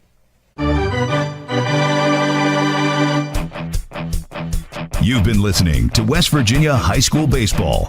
Today's game broadcast has been brought to you by Parsons Ford, Rocks, the Heffley Motor Company, the Wagner Law Firm, Farmers and Mechanics Insurance Companies, the Mirius Group of Ameriprise Financial Advisors, the Skinner Law Firm, the Browns Funeral Home and Cremations, Robert Fields and Sons, Orsini's, Carter Myers Automotive, Century 21 Modern Realty Results, the Palace Lounge, Cody's Auto Body, WVU Medicine, Berkeley and Jefferson Medical Centers, Hagerstown Ford, the Berkeley County Health Department, Smallwood and Small Insurance, Mother Shuckers, L.A. Roberts Jewelers, the Dutch Miller Auto Group, and the Mansion Freddie Law Firm. For the continued excitement of high school, college, and Major League Baseball, keep it tuned to FM 106.5, AM 740, Comcast Cable Channel 10, and online talk radio WRNR.com. All rights reserved.